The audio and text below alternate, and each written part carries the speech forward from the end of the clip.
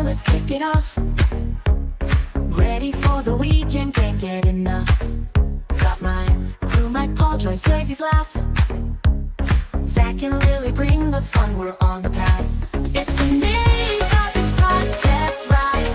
Electronic beats and friends by my side. Gaming news and tales we'll share. No better way to start a weekend flair. Turn it up, volume high. Nintendo vibes, flying sky. Press play, let's dive in deep. Catching all the secrets we keep. It's the Nintopics podcast ride. Electronic beats and friends by my side. Gaming news and tales we'll share. No better way to start a weekend flair.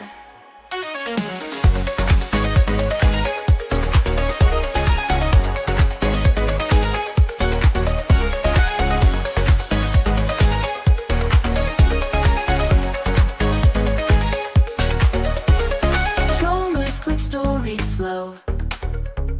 Laughs and smiles as we go. Every Friday night so bright. Nintopics podcast feels so right. From Mario to Zelda quests. Talking all the games we love the best. Choices, insights, Zach's big grin. Lily's got the news, let's begin. It's the Nintopics podcast ride. Electronic beats and friends by my side. Gaming news and tales we'll share. No better way to start a weekend flair.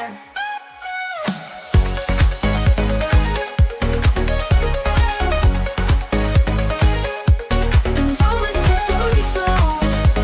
Laughs and smiles as we go. Oh. Every Friday night so bright. Nintopics podcast feels so right. Nintopic podcast, all things Nintendo.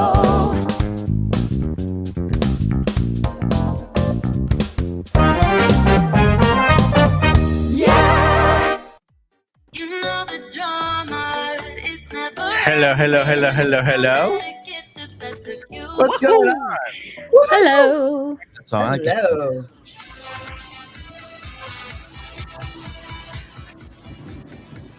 All right, we'll Paul's start here. with the dancing today. Okay. Oh, my back. My back. My neck and my back. Wait, it's almost ending. Anyway, welcome to the Nintopic podcast. It is Friday, the best time of the week, and what better way to end your weekend with the best crew ever, the most positive, the most uplifting. I'm gonna just say it, the best looking crew. Okay, the best looking crew. We can all be models. You know, models look at me like just walking and just like. They should make amiibo out of us. Like, It's not Do a seriously. smiling. fashion show. Oh, I have an amiibo. Oh. It's made by Of Ganda yourself? Chris. Amiibo, yeah. I would love an amiibo of Joycey and Lily, because that red hair shines like, you know. Imagine an amiibo of Lily with a little red hair, like, Yeah, very Yeah. shiny. yeah.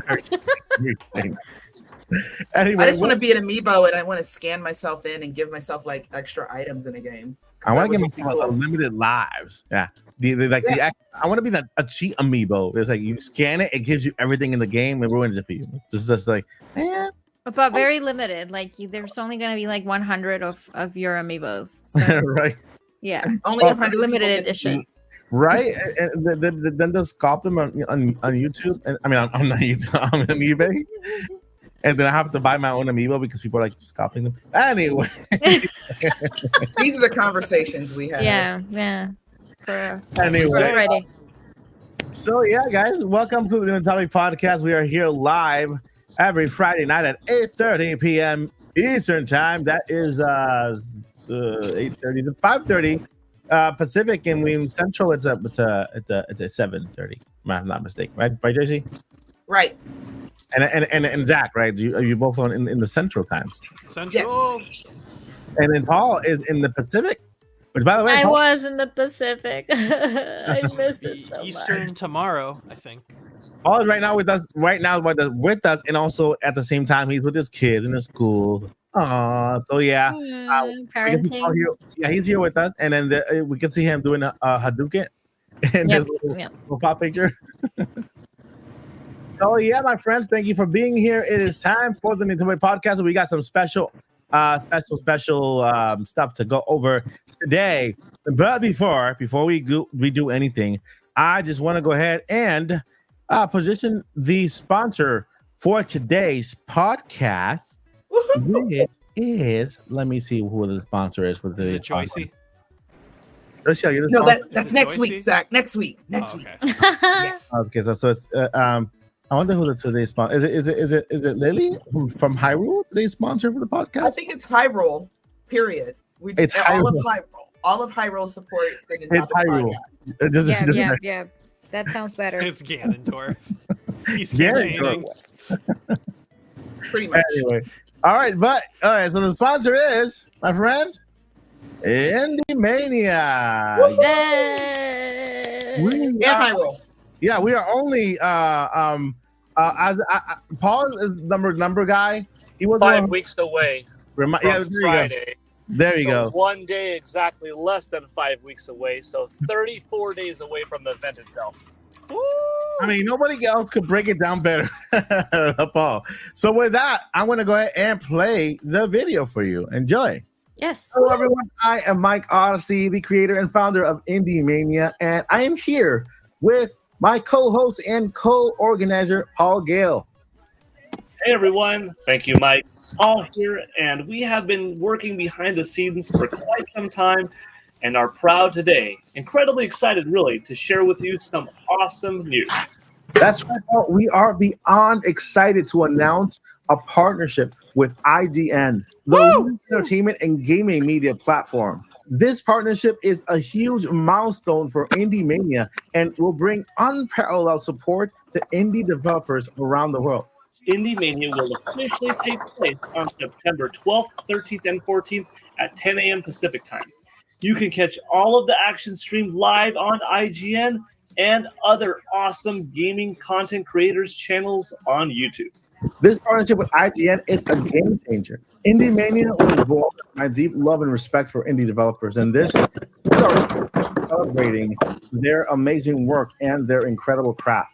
And this year, Indie Mania is set to be the biggest indie game event of the summer. We'll have developers from all over, exclusive tournaments, world premieres, and even some exciting giveaways. We can't wait to show all the amazing content we have for you. So mark your calendars for September 12th, 13th, and 14th at 10 a.m. Pacific time. That's 1 p.m. Eastern time. Join us for an unforgettable event at Mike Odyssey Presents Indie Mania on IGN's Twitch and YouTube channels. Thank you so much for your support, and we look forward to seeing you at Indie Mania. Yeah. Indie Mania, welcome to the big show. Sweat and tears, now you glow. Indie Mania, rise up from below. Feel the beat of what you sow.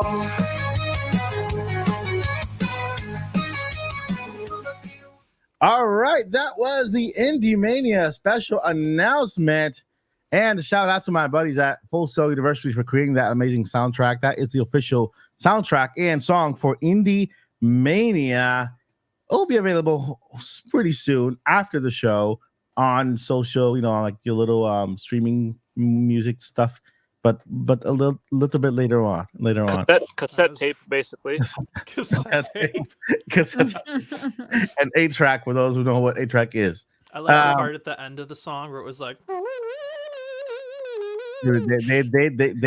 I remember when I showed it to Paul for the first time, because Paul said we need something that resembles like the 80s, like the montage when they're working out. and so like, yeah. And so I told them that that's what they came up with. Pretty cool. We heard a few because they did a few versions of it. That one was the winner for Paul and I. So yeah, guys, what you just heard is real. We are going to be at IGN. And I want to take this opportunity right here to heighten one of my buddies here. It is Paul Gale. Paul Gale is our head recruiter for Indie Mania. The guy is literally involved, right? Indie Mania on IGN is the fruits of the Paul Gill Network. Okay, so I just want to shout out Paul. He was the one with the connection. He knows. Paul, what's his name again? Look at me. Herr Schneider. Pierre Schneider. You know his connection with Pierre Schneider. We were in talks for like for a while. For a while, we were keeping like this down low while Paul negotiated and everything behind the scenes. And we finally got it. Was it last week? We got confirmation. Trust me, when we got confirmation of Indie Mania being on IGN, I don't know. I know Paul was ecstatic out of his mind. I was also ecstatic out of my mind with tears and everything. Like, man, what is going on? You know? And so, man, I could not have asked for a better partner to join me on this journey here. And it's been a ride. I mean, it's still going up. We're still working hard, working really, really hard. I literally start working in the morning at 8 a.m, and I literally go to sleep at 3 o'clock in the morning. Just literally Indie Mania the entire day. To make sure that we get the best show possible. It's been fun talking to developers. It's been fun getting to know people through Paul, because Paul has connections, and I got to meet people over at Way Forward in person when they went to the studio. You guys will see it at the show. Meeting people via email. It's been an experience, and it's a learning experience, growing experience, and hopefully you guys like the show that we put together at the end at Indie Mania. So more games. That's really all I heard. Oh yeah, for sure. Not only that, Yep, but that's it. there's More games, guys. Who doesn't want there's more also games? some stuff that we haven't shared yet. Oh yeah. Like a big thing that just came to my DM last night or this morning, but we'll save that for another time. But Yeah. if you thought IGN was cool, there's something else that's also coming. That's just the tease. That's just the tease. Oh, I'm yeah. gonna spoil it. I can't help it. Yeah. They're going to the White House. Yeah. I think Mania from the White House. for most of our audience, I think it's going to be bigger and better than that. Oh, for sure. For sure. But that's a cause we can all get behind, at least. Yeah. Yeah. Gaming unites us. I don't care what anybody says. Yeah, exactly. So yeah, I'm man, I can't wait. But anyway, let's stop talking about it, because if we keep talking about it, I'll get even more hyped. I'll probably spill the beans, but I'm not gonna do it. Let's cut it right here, and then move on. Spill the beans, Mike. Move on to today's show, because we got a great show today. Our first segment, believe it or not, is a fruit of one of our special co-hosts here on the podcast and analyst as well. I'm talking about Paul Gill, numbers analyst, and he has connections behind the scenes. He knows people, and so one of his tweets got picked up by my Nintendo News and all the media, because it kind of went a little viral. Paul, you wanna share that tweet? Do you remember what he wrote?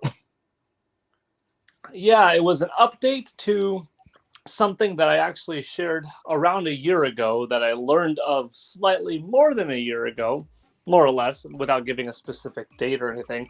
But that is the basic fact that there are a few developers who have projects for the upcoming Nintendo platform that the consensus, or they're indicating, however you want to say it exactly. I mean, you could pull up the tweet. Yeah. But in other words, there's more hype and more expectation out of Nintendo Switch 2 than there was from these developers going into Nintendo Switch, because of the success of Nintendo Switch being so great. So unlike in the early days of Nintendo Switch, in which specifically I mentioned E3 2017, I was there on the show floor at several, or more than several, developers VIP sections in the back, and I had conversations with them, with quite a few, and some told me exactly why. How come there's no blank game for Nintendo Switch? It's hot. But you got to remember, E3 2017, Nintendo Switch was only 3 months old, so some didn't know. Some didn't have the faith that after kind of getting a little sour taste in their mouth from Wii U, that they were not anticipating this. So they didn't come guns a-blazing on launch day or in the launch window of like the first 10 months. So it took time. This time around, it was originally one developer, and now I'll just say it's a few, more than two, but not a specific number, that their anticipation is we will be there, and that you can, in general, expect in this launch window, I don't know what a launch window is anymore. I mean, Right. a launch window when a system is in November, you think, okay, maybe 5-6 months, I don't know. But when a system comes out in March, is the launch window 10 months until the end of the year?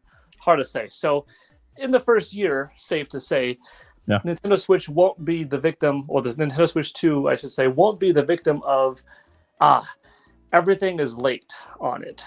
There will be some parallel releases. So if a game comes out on PS5 or Xbox Series, you should see it on Nintendo Switch 2 around that same time, day and date. Hype.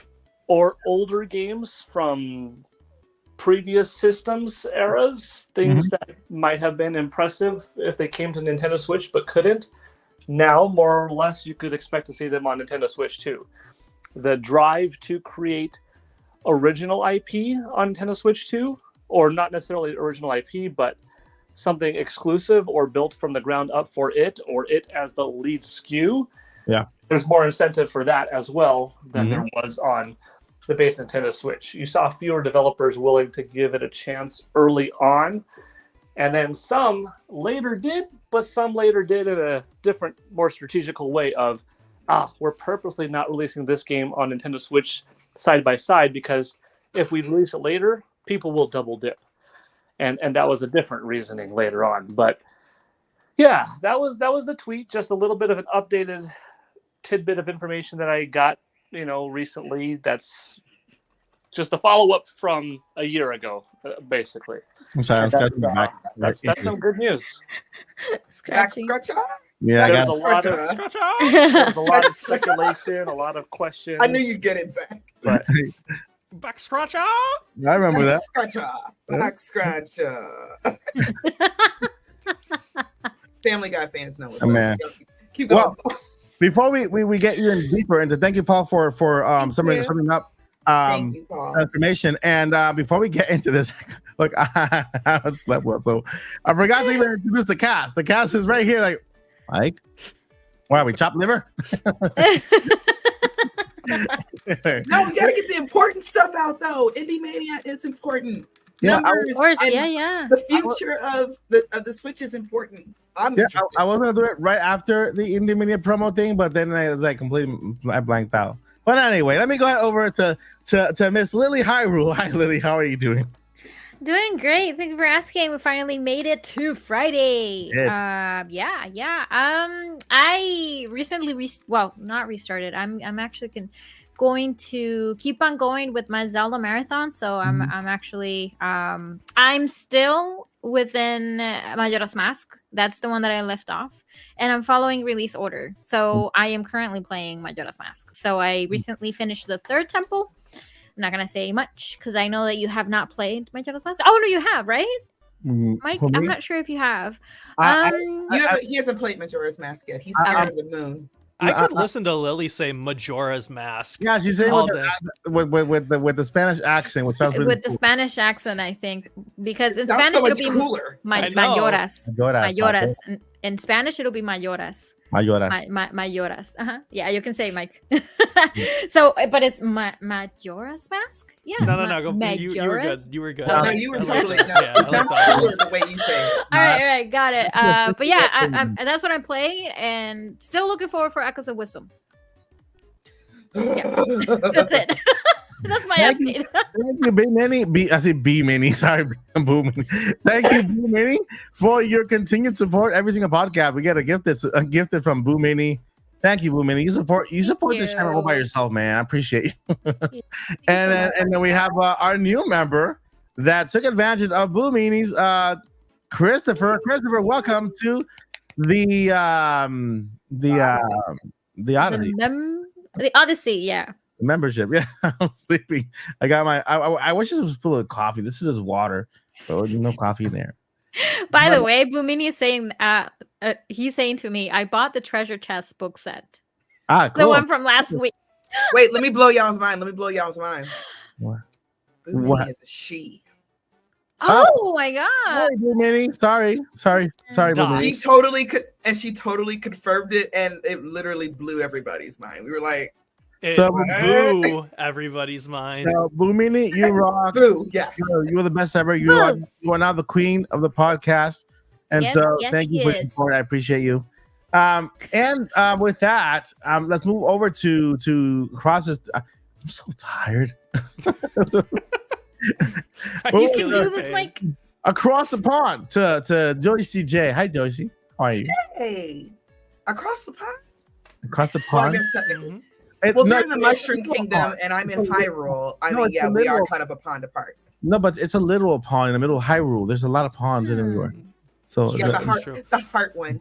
Hyrule's Yeah. like Yeah, Minnesota. that's the one. That's the so one. you swim like Link, like that weird kind of like discombobulated swimming pattern What that mod are Link- you playing? you know how My Link, Link doesn't swim like that. you know how Link swims like sideways, like Yeah, Link swims kind of weird. You gotta pay attention. Yeah, to like Joycey. limping, but in I water. Yeah. always thought he was doing this. he's like my What arm. is this called? Like, my arm- I think he's supposed to, but Well, he Is- swims a lot better in the newer games, like Breath of the Wild and Tears of the Yeah. Kingdom. But like Yeah, the older well, ones, see, that's what it's I was weird. referencing.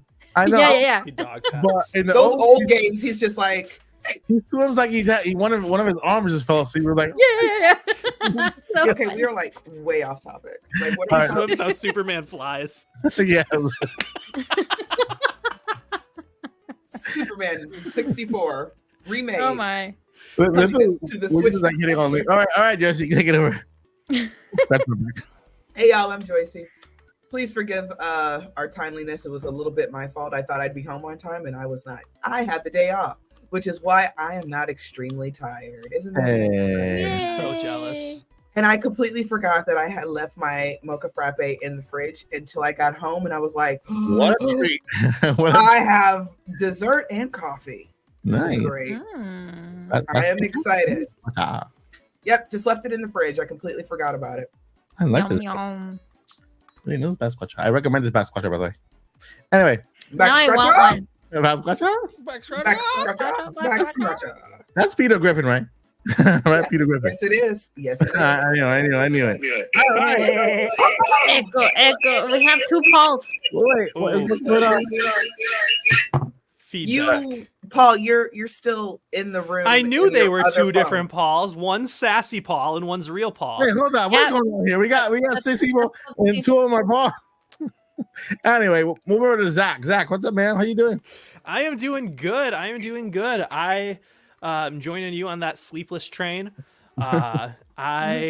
The night before yesterday, I think I slept about 4.5 hours. I stayed up all night Oh my. yesterday and got 2 40-minute naps in today.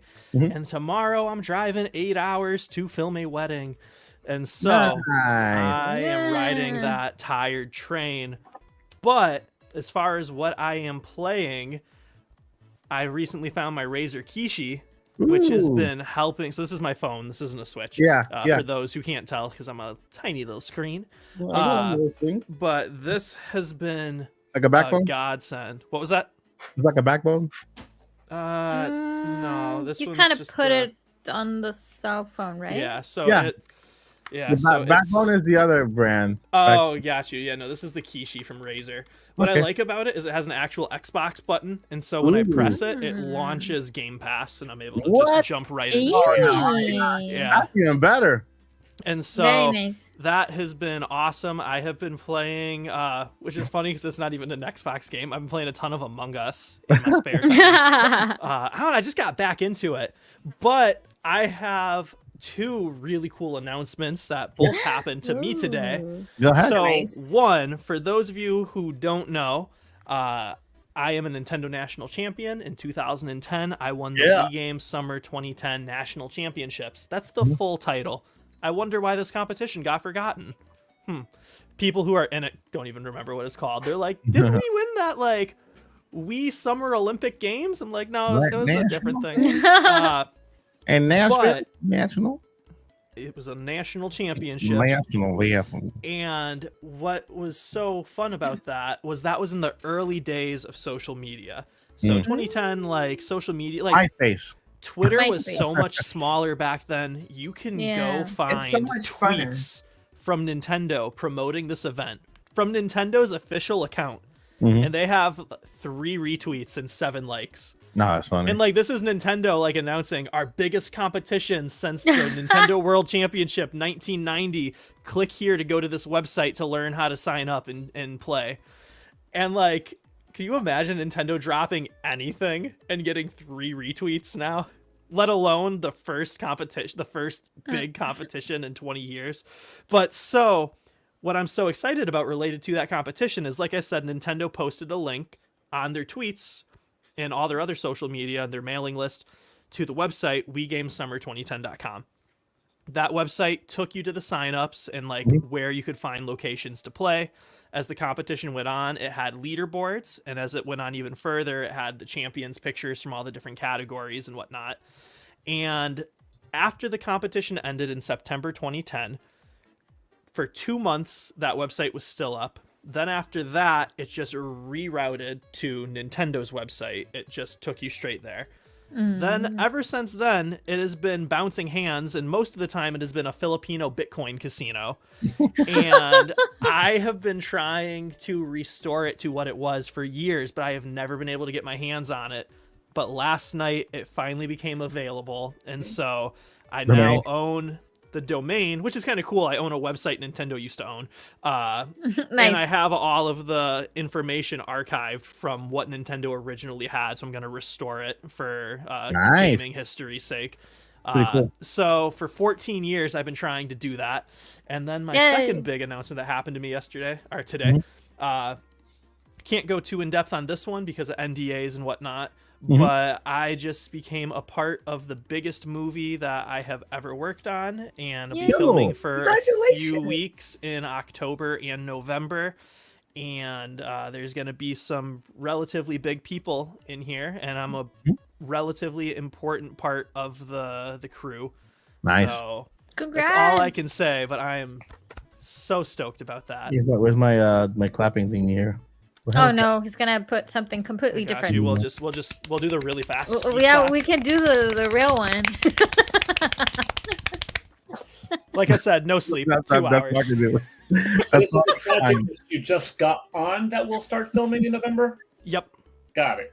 That's pretty cool. He's filming the Zelda movie, guys. Yeah. By the way, You can't say anything, but the website that you acquired, maybe is a no because you can't even say maybe. the website you acquired, don't worry. When Nintendo comes up with like a Wii revision and they want to buy it, they'll be like, here's $140,000, Zach. Yeah. or they're gonna take it down. Yeah, and then they'll say like, yeah, Nintendo likes to taking down stuff. All right, Hopefully so they'll just offer you the money. Yeah, I prefer the money. I think it was gonna be the best option for sure. Well, because if you go to the old tweets and click their link, like technically Nintendo is sending you to Filipino Bitcoin casinos. I mean, like, why would you go to a tweet from 14 years ago? But if you did go to Nintendo's official account, scroll 14 years ago and click the link in their tweet. Yeah, scroll you would've 14 been- years ago. wow. Yeah. Okay. But yeah, so now you'll actually go to competition stuff. That is fantastic news. I'm gonna go ahead and move over to Paul. Paul, how you doing today, Paul? Mostly good. Mostly. Yeah, mostly good. What? Who did it, Paul? Do I have to come make a visit out to Cali?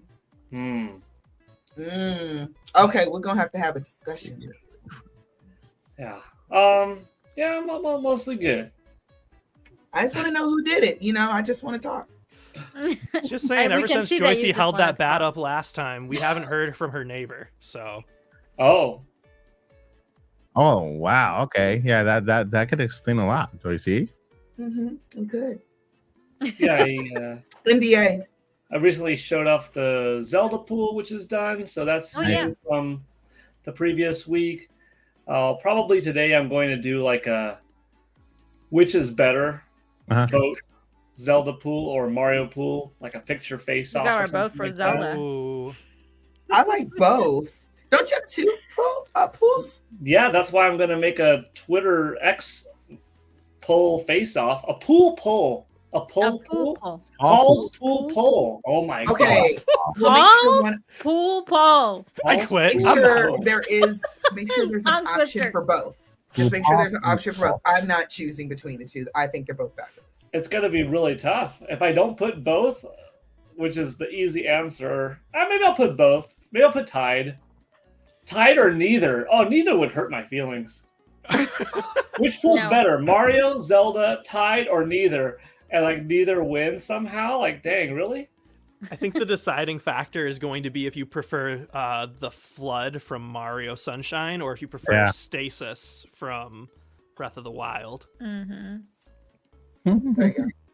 Yeah. So I like the pool paw part. Pool paw. Paw.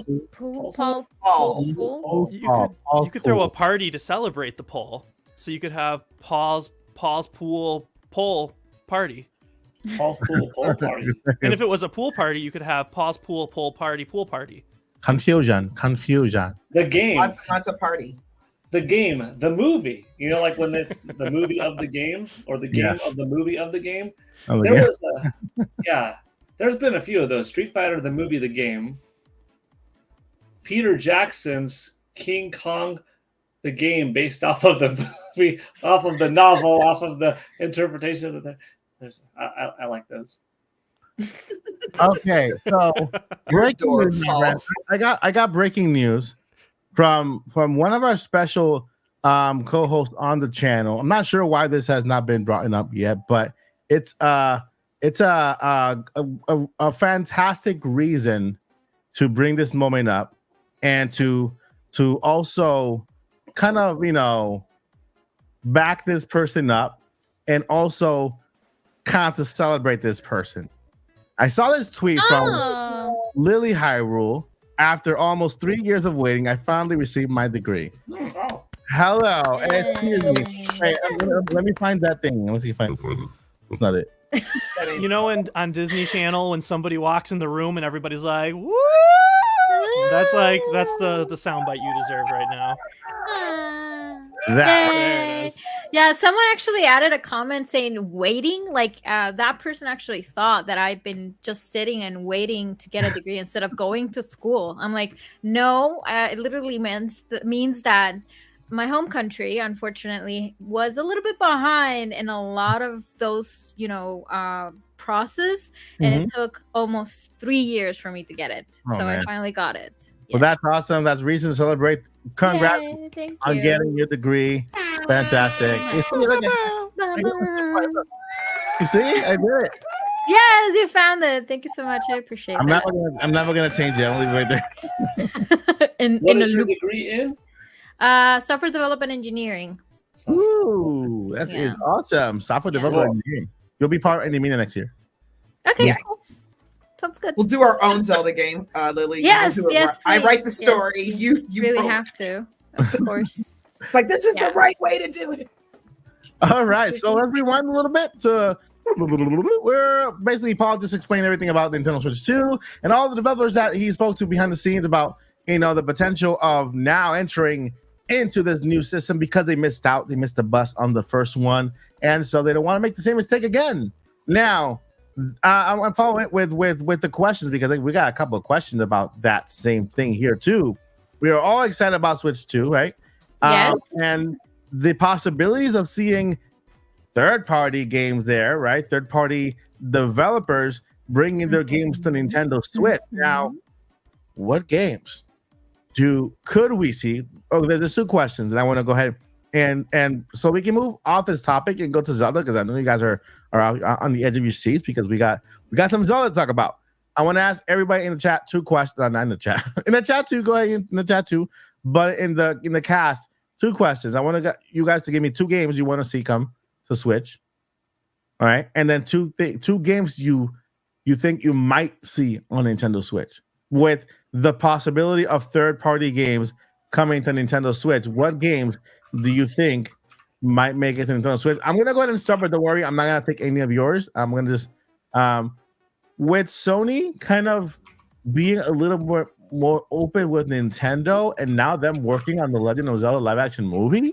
I'm like, there's a possibility that Sony, when the Switch 2 comes out, to revitalize one of their first party franchises, they might put those older games on Nintendo Switch, right? I'm talking about Spider-Man, right? Spider-Man 1.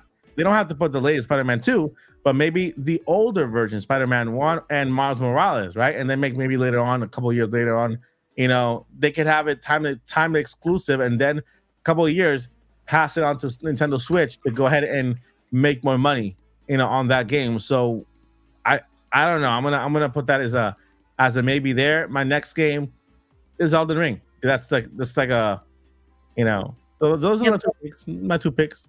About that thing gonna make it there. What do you think, Lily? I am going to ask for Monster Hunter Wilds. Nice. That's a game. I mean, I know that Monster Hunter has been on Nintendo Switch game. I mean, not Nintendo Switch, but Nintendo overall, like Nintendo games. But the Monster Hunter Wilds is definitely one that I've been really looking forward to, and it's available only for PlayStation 5. Well, it's going to be available for PlayStation 5 and Steam, but not for Nintendo Switch. So I would love to be able to play Monster Hunter Wilds on my Switch. Yeah. I think the reason they haven't announced it because they don't. Nintendo's like, we can't, let you put our new name of our new system out there yet because we. Yeah, that's why I have for high hopes for it to be releasing on the Nintendo Switch too. So fingers crossed. That'll be my first pick. Yeah. And the other one, I'm sticking with Capcom. I know that we have some of the Resident Evil games, but if we get a new Resident Evil, there's a possibility that they're remaking another one. I would love to see that on, but not cloud, but an actual game, a Nintendo Switch game for you mean like a brand new game or Resident Evil 4, the one they remade recently? It could be the 4 if it's not too late. Okay. I mean, if Nintendo feels like they can put it as a third party for partners, good. I would love to play Resident Evil 4 there on the Switch. But if it's more suitable for a new release, then I'll stick with the new release if there's going to be one. That's awesome. Really, really good picks. Paul? We can't hear you. You're muted, hon. Oh. I actually just said who the I already answered. Oh, you missed my answer. I accidentally spoiled what I was not supposed to say. In mute. Rewind this if you know how to read lips. No, I'm just just rewind this. kidding. I didn't accidentally. I wouldn't. But what I did say was, I knew I was going to get asked this, and I almost might have to pass on answering because. There's not like a lot known necessarily, but there are certain things that I like, certain things that I like more than others, and then there are certain things that naturally I think would be a good fit. If you look on my X feed, I have been responding to every single person. Every single person, I'm like, yep, that's a good idea. Yep, that's a good idea. I like that one. Oh, that would work. That would work because I don't want to give any kind of oh, he really liked this one, or he only hearted that one. I've been hearting and liking everything. So I guess to contribute to the conversation in some capacity right now, I would just say there's a lot of companies with some games that I like and that would be cool, and some maybe more than others. Sorry. I'll have to pass on this one. That's like a fair answer, though. Quality answer. Yeah. That's still a fair answer. And let's go to Joycey J. Okay, so I got 2 and I got a wild card. Visions of Mana. Nice. Okay. From what I think the others are on Switch or they're on NSO. Which one is it? Does anybody know? Visions of Mana? Yeah. It's a new one, right? That's the new game that's coming out. There's a new one that's coming, but I think, there's the ones that are already out there. I think the first one's on NES. So it's probably on NSO. Yeah, okay. It is. So I would imagine the new one's coming. Was that Secrets of Mana, right? I think the first one. Anyways. I think so. The Mana games. That's what I know. Because I've heard so many good things about it. And I'm like, okay, got to try to keep track of this. Other wild card, other guests, the Yakuza games. I think the Yeah. Yakuza games have a chance. From what I have seen of the Yakuza games, this is just what I've seen, and I watch a lot of Let's Plays because I think they're fun to watch. I don't think it'll be that demanding on what the next Switch the Switch's successor, whatever, could be. I don't think it'll be that bad. Because usually Nintendo is a little bit behind in power, no matter to what's on the market. So doesn't mean they can't make things fabulous, as we already know. Mhm. But I think Yakuza would be good. Now my wild card one is Grand Theft Auto 6. Oh. Because Grand Theft Auto 6 period is going to move. Basically, it's your console of choice. So if people already are buying Nintendo because they like Zelda, they like Mario, they like Pokemon, they like all those, and then just third party on top of it, really good third party, they're going to buy that. And then it's like, wait, I can take Grand Theft Auto, I can take GTA 6 on the go with me too. But wait a minute. That's the kind of game that it's just choose your system. It's, because people are going to buy that. I'm not a GTA person for several reasons, but millions and millions and millions and millions and millions and millions and millions of people are. So it'll just give. I think it would just be a system mover. Period. Yeah, no matter what system you play on. I legitimately think that because there's no way Nintendo's given us an overpowered system, and so when wondering how heavy duty the Switch 2 is going to be, the answer I've continually found myself coming back to is whatever the minimum needs to be to run GTA 6 is going to be at least how powerful the Switch 2 is for that exact reason. So 100% agree. Yeah. Not only that, but well, I'll say it at the end. I'll say it at the end because I have a little clip here that I want to play. Regarding Switch. Yeah, before go ahead. You can finish, Yoshi. Go ahead. I was gonna say I don't want to put any negative vibes out there because we're always happy to get new stuff from Nintendo. Yeah. But they're just a little bit behind the curve. I want them to at least be as powerful as a PlayStation 4. And I know there's rumors and everything else, but we don't officially know. So I'm still just speculating. But if we can at least get to PS4 level, the little things that people complain about, they're not gonna be complaining about. Is what and GTA 6 I think could still run on a PS4 level type power. Yeah, power wise, I see it being as powerful as the Xbox Series S, which is a system at a lower price range that could still run every current gen game. And I think Nintendo's for that type of power. I don't think it's gonna be very underpowered. I don't think Nintendo's gonna say just a little more power. No, because first thing, it's gonna be able to run every current gen game. There's a lot of developers who are excited about it already. There's like Paul was saying, and like the My Nintendo News added to what Paul was saying a little bit. I think they know other things as well about how developers missed out. They missed out when it comes to bringing the games to Switch. They're excited about bringing games that are already out on other platforms, our current platforms, PS5, Xbox, onto the next gen system. So not just brand new IPs, but current ones that are already out there. They're gonna port them over to the next gen system to breathe new life into them, get a new audience. And so, with that, let's go over to Mr. Zach. Well, let me go ahead and do the super chat real quick, and then we'll go over to Zach with his choices. All right, so, Flavor, thank you so much for that super chat.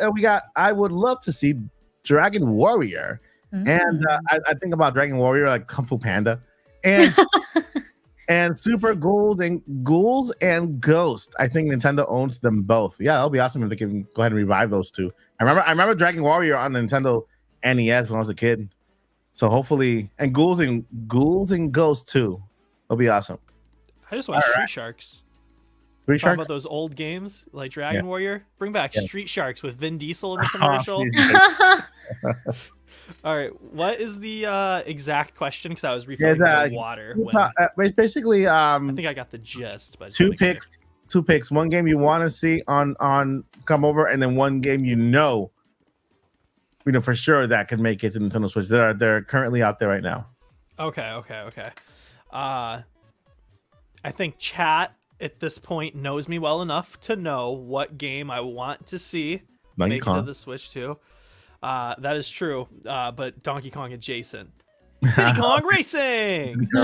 Bring Diddy it Kong Racing! back! Yeah.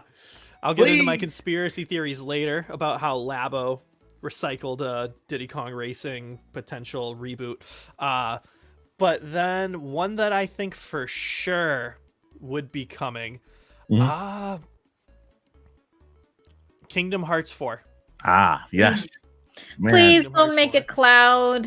No, it's not gonna be- Yeah, I think Nintendo, actual please. cartridge Kingdom Yes. Hearts 4. Because they did, and I have not tried it, but I'm like, Oh, I it's want my horrendous. game. It's I've heard it's horrendous. garbage. It's unplayable. Really? Almost. But I remember, have not bought it. remember, that's not up to Nintendo. That's up to Square Enix to build or whatever, port their games to Switch. So Cloud is on them.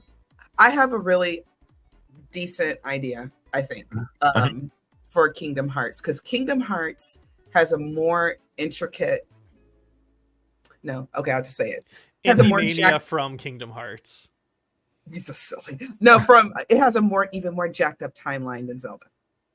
Okay. Yes, So, yes, it I does. think if they were going to bring it natively to Switch 2 or the Switch 64 Cube Classic, whatever the heck they're calling it, I think it would actually benefit them to put a really big price on it and sell them all in a pack, in a big package, and make it a big deal like the collector's pack or whatever. Still do them individually, but present it at first as like one big thing. So all the games, because there's a couple games I think on 2DS, DS or 3DS, one of them. So they released the story so far. Yes, and they also, since the story so far, came out with a couple more things, and now they have the all-in-one package for $40 right now. So I agree, but no big price tag. But no if big it price comes tag, native, Nintendo. but if it comes natively, meaning that you can actually Or like download a the collector's edition. or collector's edition, Yeah. just because it's Kingdom Hearts on Nintendo, it would be a big deal. Yeah, I think I think they could get away with it. I think Kingdom Hearts will actually come native, all 3 games plus the 4th on Switch 2. I think they will probably do that for Switch 2, not for Switch 1. And they say, oh, yeah, Switch 2 is more, it's powerful to run them. Although Switch 1, I believe, is powerful to run them because we're talking about a PS1 game, you know? Speaking of that, D23 started today, right? Yay! So we're probably going to be getting a ton of Kingdom Hearts news over these next 2 days. You think? And that is my all-time favorite game series. I have a It little is. hardcover book that I made as a child in school that we had to make a book. And it's like 8 pages, but it's Kingdom Hearts. And I lied, Joycey. I was so mad because we had to put 5 sentences in each page. And I had 4 sentences, and I wasn't like a writer as a kid. Yeah. And so they're like, you need another sentence. And I'm like in 3rd grade. So I'm literally just like telling the story of Kingdom Hearts. And then it's about when a giant heartless disappears on Destiny Island. And so I put me and Frank is my best friend and a fellow co-national champion. I said, me and Frank wondered where he went in the game. And then just went back to like talking about Kingdom Hearts. And when this girl Jill came and read her book, she had so many pages with 1 sentence on them total. And I was like, y'all made me put me and Frank wondered where he went in the game, breaking up the flow of my story to get 5 sentences when Jill can put 1 repeatedly. Betrayal, man. Betrayal. But yeah, Kingdom Hearts. It ain't right. Special All right. place in my heart. So I lied, Joycey. I actually love Kingdom Hearts. I'm taking my mask off. I'm just Take the kidding. mask off. I don't mind. I will carry Zelda all on my own back. I love that game. we can love more than one. It is the perfect game. Without Zelda, where's everybody else going to get all their ideas from? Yeah. I said it. Kingdom, Drop the mic. I love Kingdom Hearts. It was I played more Kingdom Hearts than I played Zelda in the past because I had a PS1, I had a PS2, and so I played all the 1, 2, 3, and they're awesome. But with the closing of this topic, I'm gonna go ahead and let you guys know that the reveal for the Nintendo Switch 2 is happening in October. How do you know that? Why? Why? Why? Because this guy that I have highlighted on the screen dropped some kind of a line here during the Xbox showcase. I know what you're talking about, right? Let's say Nintendo has a new contract with with Microsoft for 10 years to bring Xbox to not Xbox, bring Call of Duty, which by the way nobody mentioned. Call of Duty is obviously coming to Nintendo Switch too. To bring Call of Duty to Nintendo's next gen system. Now watch what this man says. I know not a lot of people are happy with him, but watch what he says here. Let me see if I can kind of. Uncle Phil tries. He's coming to Toronto, by the way. Oh, we can't hear Mike. You can't hear it? No, but you do have subtitles on the screen. All right, so let's go. Yeah. I can dub him. Who are working on Call of Duty Black Ops 6. You'll get a 25-minute deep dive into the story and a sneak peek at multiplayer and zombies. It's been 10 years since Call of Duty has been in our show. It's been even longer since all Call of Duty players got the same game at the same time. All right, so you see that? All players got the same game at the same time. Going forward, everyone will experience the game, including the Black Ops 6 beta, the season expansions, and the updates at launch. At launch, right? Yes. Go ahead, continue, Paul. Go ahead, continue, Zach. What's the last one? There are currently over 100 million people Okay. who play Call of Duty every month. We hope to grow that community by making Black Ops 6 the first Call of Duty game that will be available in Game Pass day one. Yes, get to play on here. So no matter what you choose to play or where you choose to play, Right. everyone is welcome to experience Call of Duty Black Ops 6 on October 25th. Okay. So with that said, we have a contract stating that Black of Duty. What? Black of Duty. Black of Duty call ops. Anyway, I'll be right back. I think something's on fire. I'll be right back. Oh. Call of Duty, Black Ops, right? Call of Duty Black Ops, where he says, I mean, the people, blah, blah, blah, blah, blah, blah, blah, right? On October 26th, okay? So it's going to be available everywhere on October 26th.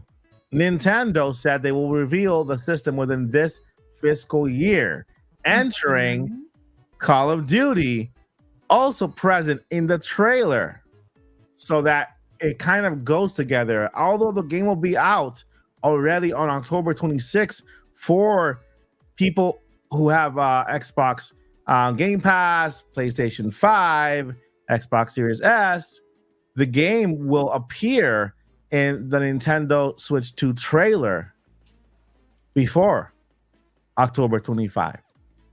So within the same month of the same month that the game releases, there's a big possibility that Nintendo drops that trailer. And one of the reason why we say this game has to be in that trailer, because that's how Nintendo says, hey, we are now getting third-party games into the system. The 10-year deal is known. It's a public information. And with Call of Duty Black Ops 6 in the Nintendo Switch 2 trailer, that's where that handshake becomes public, between Nintendo and the deal becomes public between Nintendo and Microsoft. So October 26th is a release date, or 25, 26, 25? 26. 26 is a release date for Black Ops. Call of Duty. Get it right, Mike. Yeah, right. Call of Duty Black Ops 6. And so therefore I am saying that we will see the trailer before Call of Duty is officially out. That's what that's what I believe. So thank you, Phil, for spilling the beans, just like you spilled the beans over in the court too. I appreciate your participation in the Nintopics podcast, and I'll see you in the next one. Never give up. Peace. Chill out. All right, Very cool. let's move on. Very cool. Now let's move on to the next Nintendo, the main topic of the day, the bread and butter of Lilly Hyrule, Paul and Joycey and Zach, and my shirt says something too. It's, by the way, it's the same shirt that Crazy Scott's daughter wore this shirt today. This shirt today. Yes. And then the hat also. And so we're talking about The Legend of Zelda Echoes. Yes. Echoes. Wait. Echo. Yeah. It's not working. I practiced this. And now it's Better call Paul. Echoes. There you go. That's not really an echo. That's more like a reverb. Echo. Yeah, it's a reverb. Echoes of wisdom. And so with that, let me go ahead and bring up the trailer here because Yes. there's a lot of stuff we got to go over, including one little note here that our very own Lilly Hyrule brought up regarding the website for Japan. Yes. And, that's new information. So let's go ahead and go over that first because that's really cool information. Where is it? I think you have it in the Discord, right? The link. Yes. Okay, Yes. let's go ahead and click on that. Is it? Okay, link.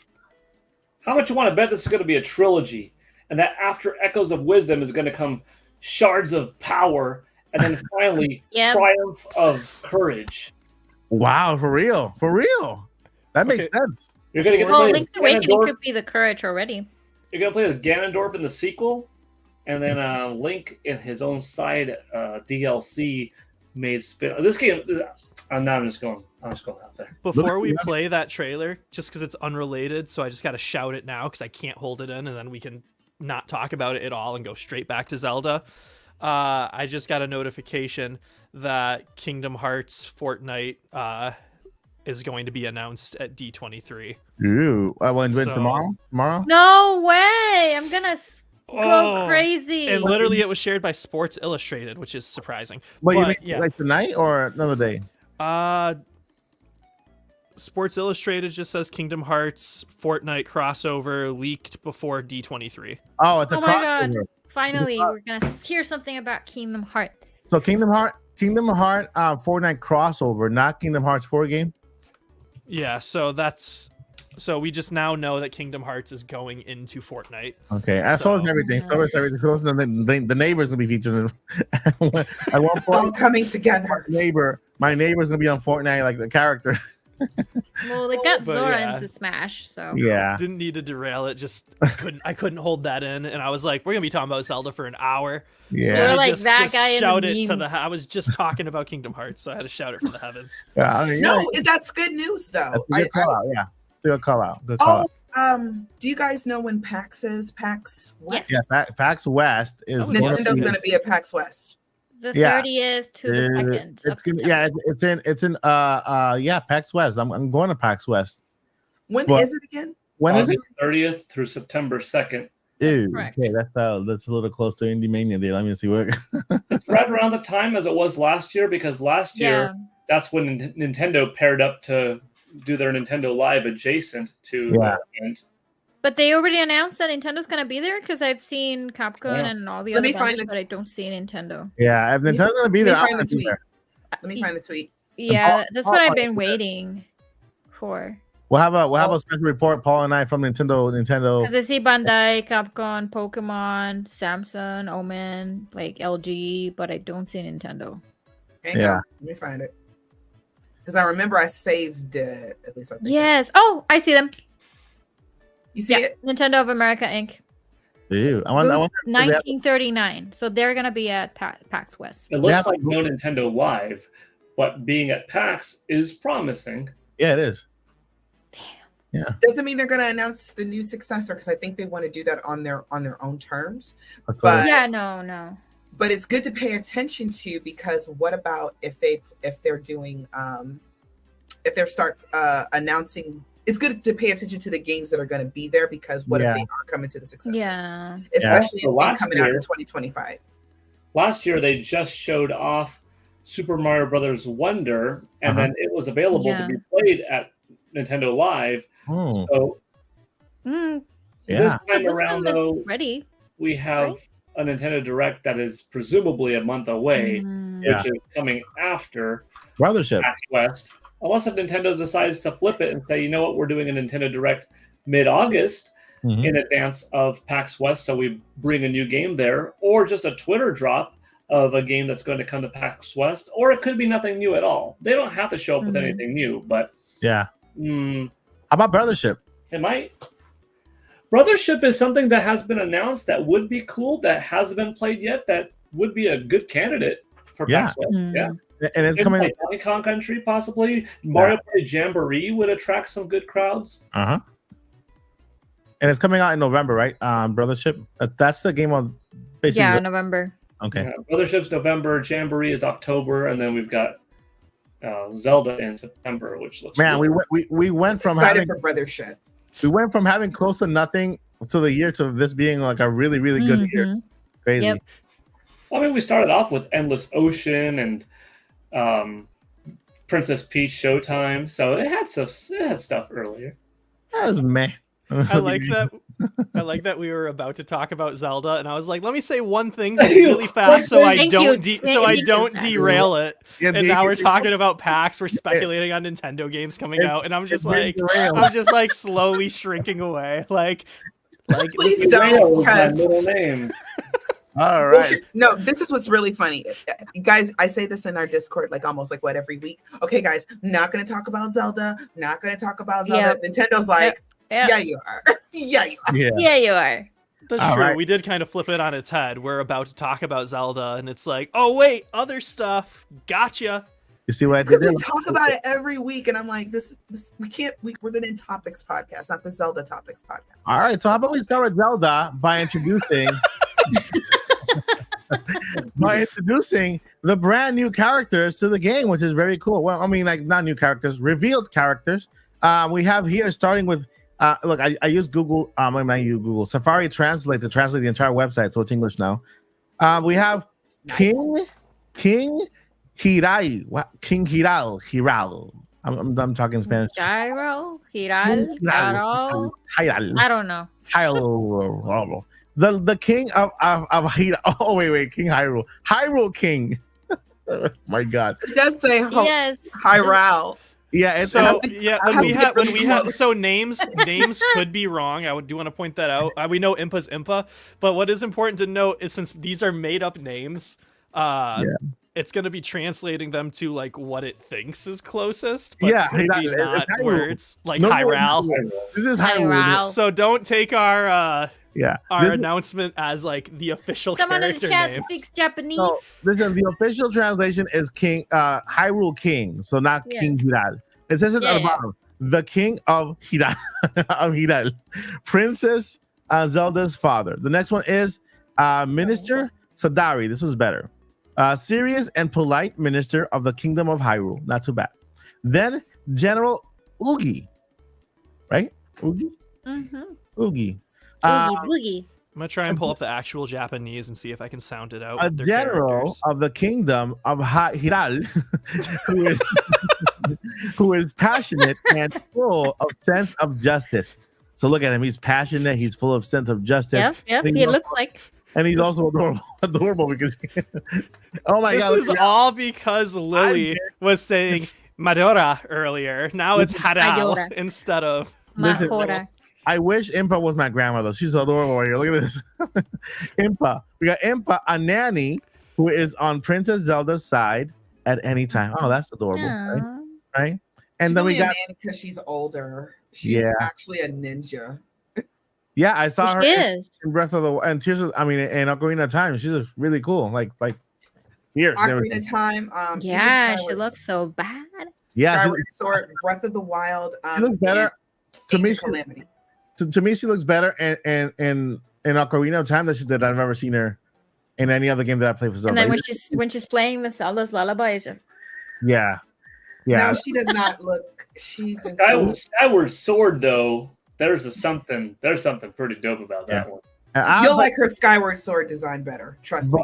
And That's she's a what Twilight Ocarina Princess, too. That's technically. what started off. I saw the Skyward Sword one better, and I still like the Ocarina of Time better. So Why though? She looks like a block. because everybody has different tastes. Because everybody has different tastes. He's going off the artwork, not the polygon. Oh, okay. That's fair. That's fair. Yeah, they like that. She looks really cool. She's like really cool. Anyway, we got Lou Berry, okay, or La Berry, or Lay Berry, or whatever. Blueberry. Yeah. We have a Smurf. Impa's older brother, researcher of Rifts. That's pretty Huh. cool. You know, interesting. So that's very cool, right? And so we got here some more translation. The Legend of Zelda, the wisdom. The wisdom. The The wisdom.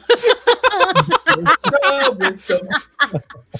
We got the wisdom. The wisdom. That wisdom is like I can like hear it with like the accent too. Like it's just like It's the wisdom. Legend of Zelda, the wisdom. It's the wisdom. The wisdom. So much wisdom. anyway. This is my friend Impa, my friend Backtracker. Library. Legend of Zelda. She has the wisdom. They call him Library, so we just call him Biblioteca.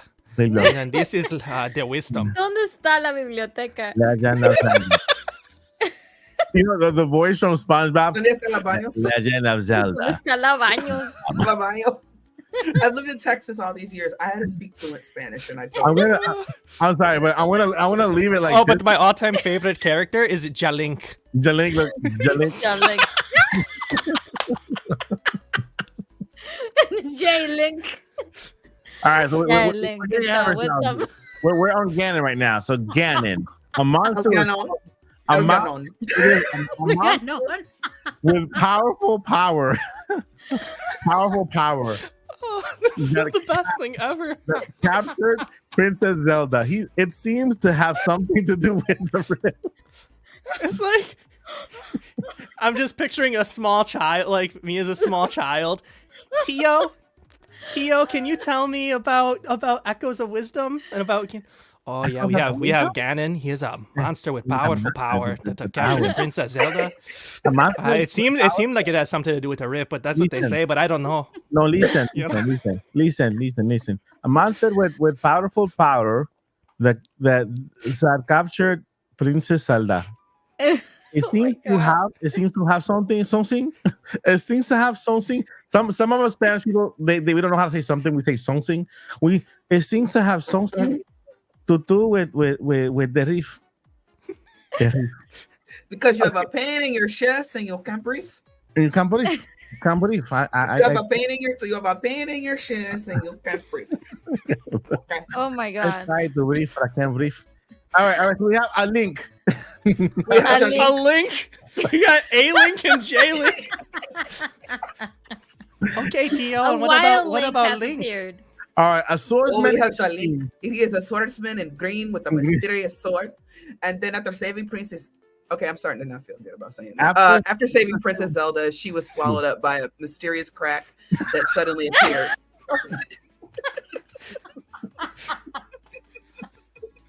But Ganon's mysterious crack. It's so mysterious. Oh gosh. Is this family friendly? What happened to Zelda, Tio? Oh yeah, she got swallowed up by a crack. It's very Ganon's mysterious. mysterious crack. I'm gonna start crying. For the I'm record, really guilty of I laughing. am the minority in my town. So I'm I always a minority. Look, I got a lot of minorities. I'm I Hispanic. am a minority. I'm Hispanic. I look Arab. So I got a lot of minorities. I always get randomly selected at the airport.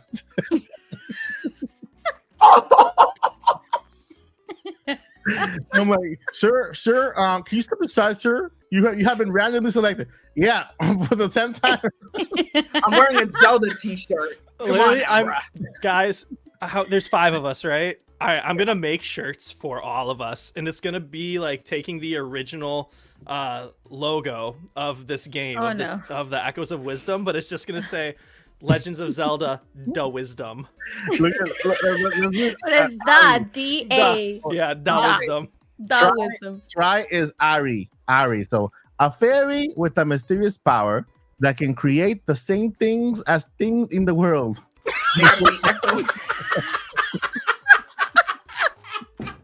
Ow!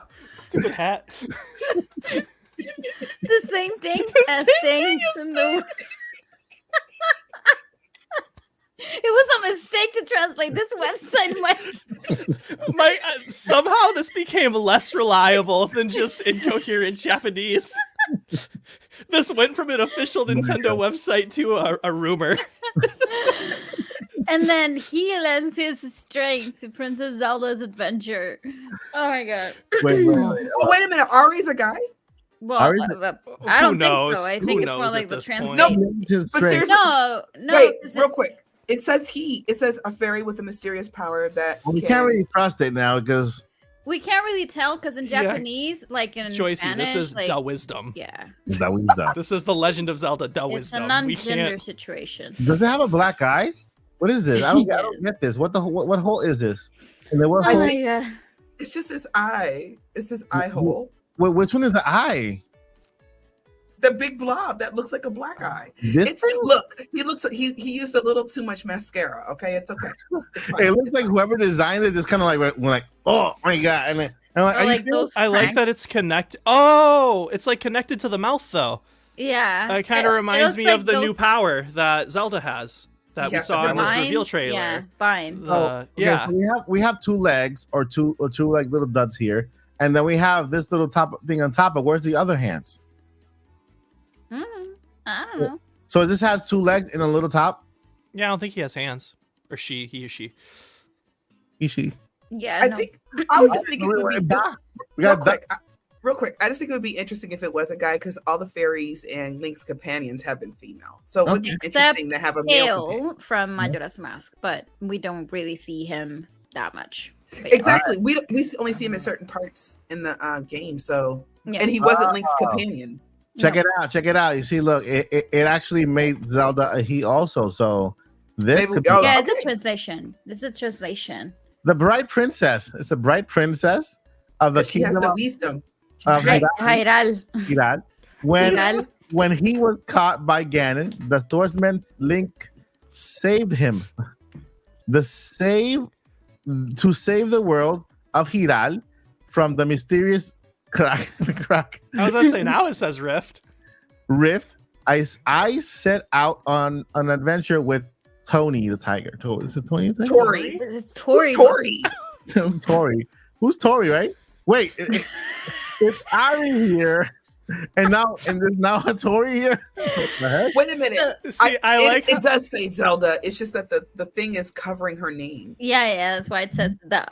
It's Da. just Right. the. I like how numbers are true and Da. cold and calculated. Yeah. Like 1 + 1 is 2 for sure. And In every Paul's a language. numbers guy. And so Paul's gonna get on fire for numbers. This is all up in the air. This could be who knows it. So Paul's just sitting there. He's like, this one's not for me. This Yeah. one's No, put it now that we're in English, and I'm gonna tell you the facts. Now that we're talking about languages as well, Oh, I Paul's grew up. muted.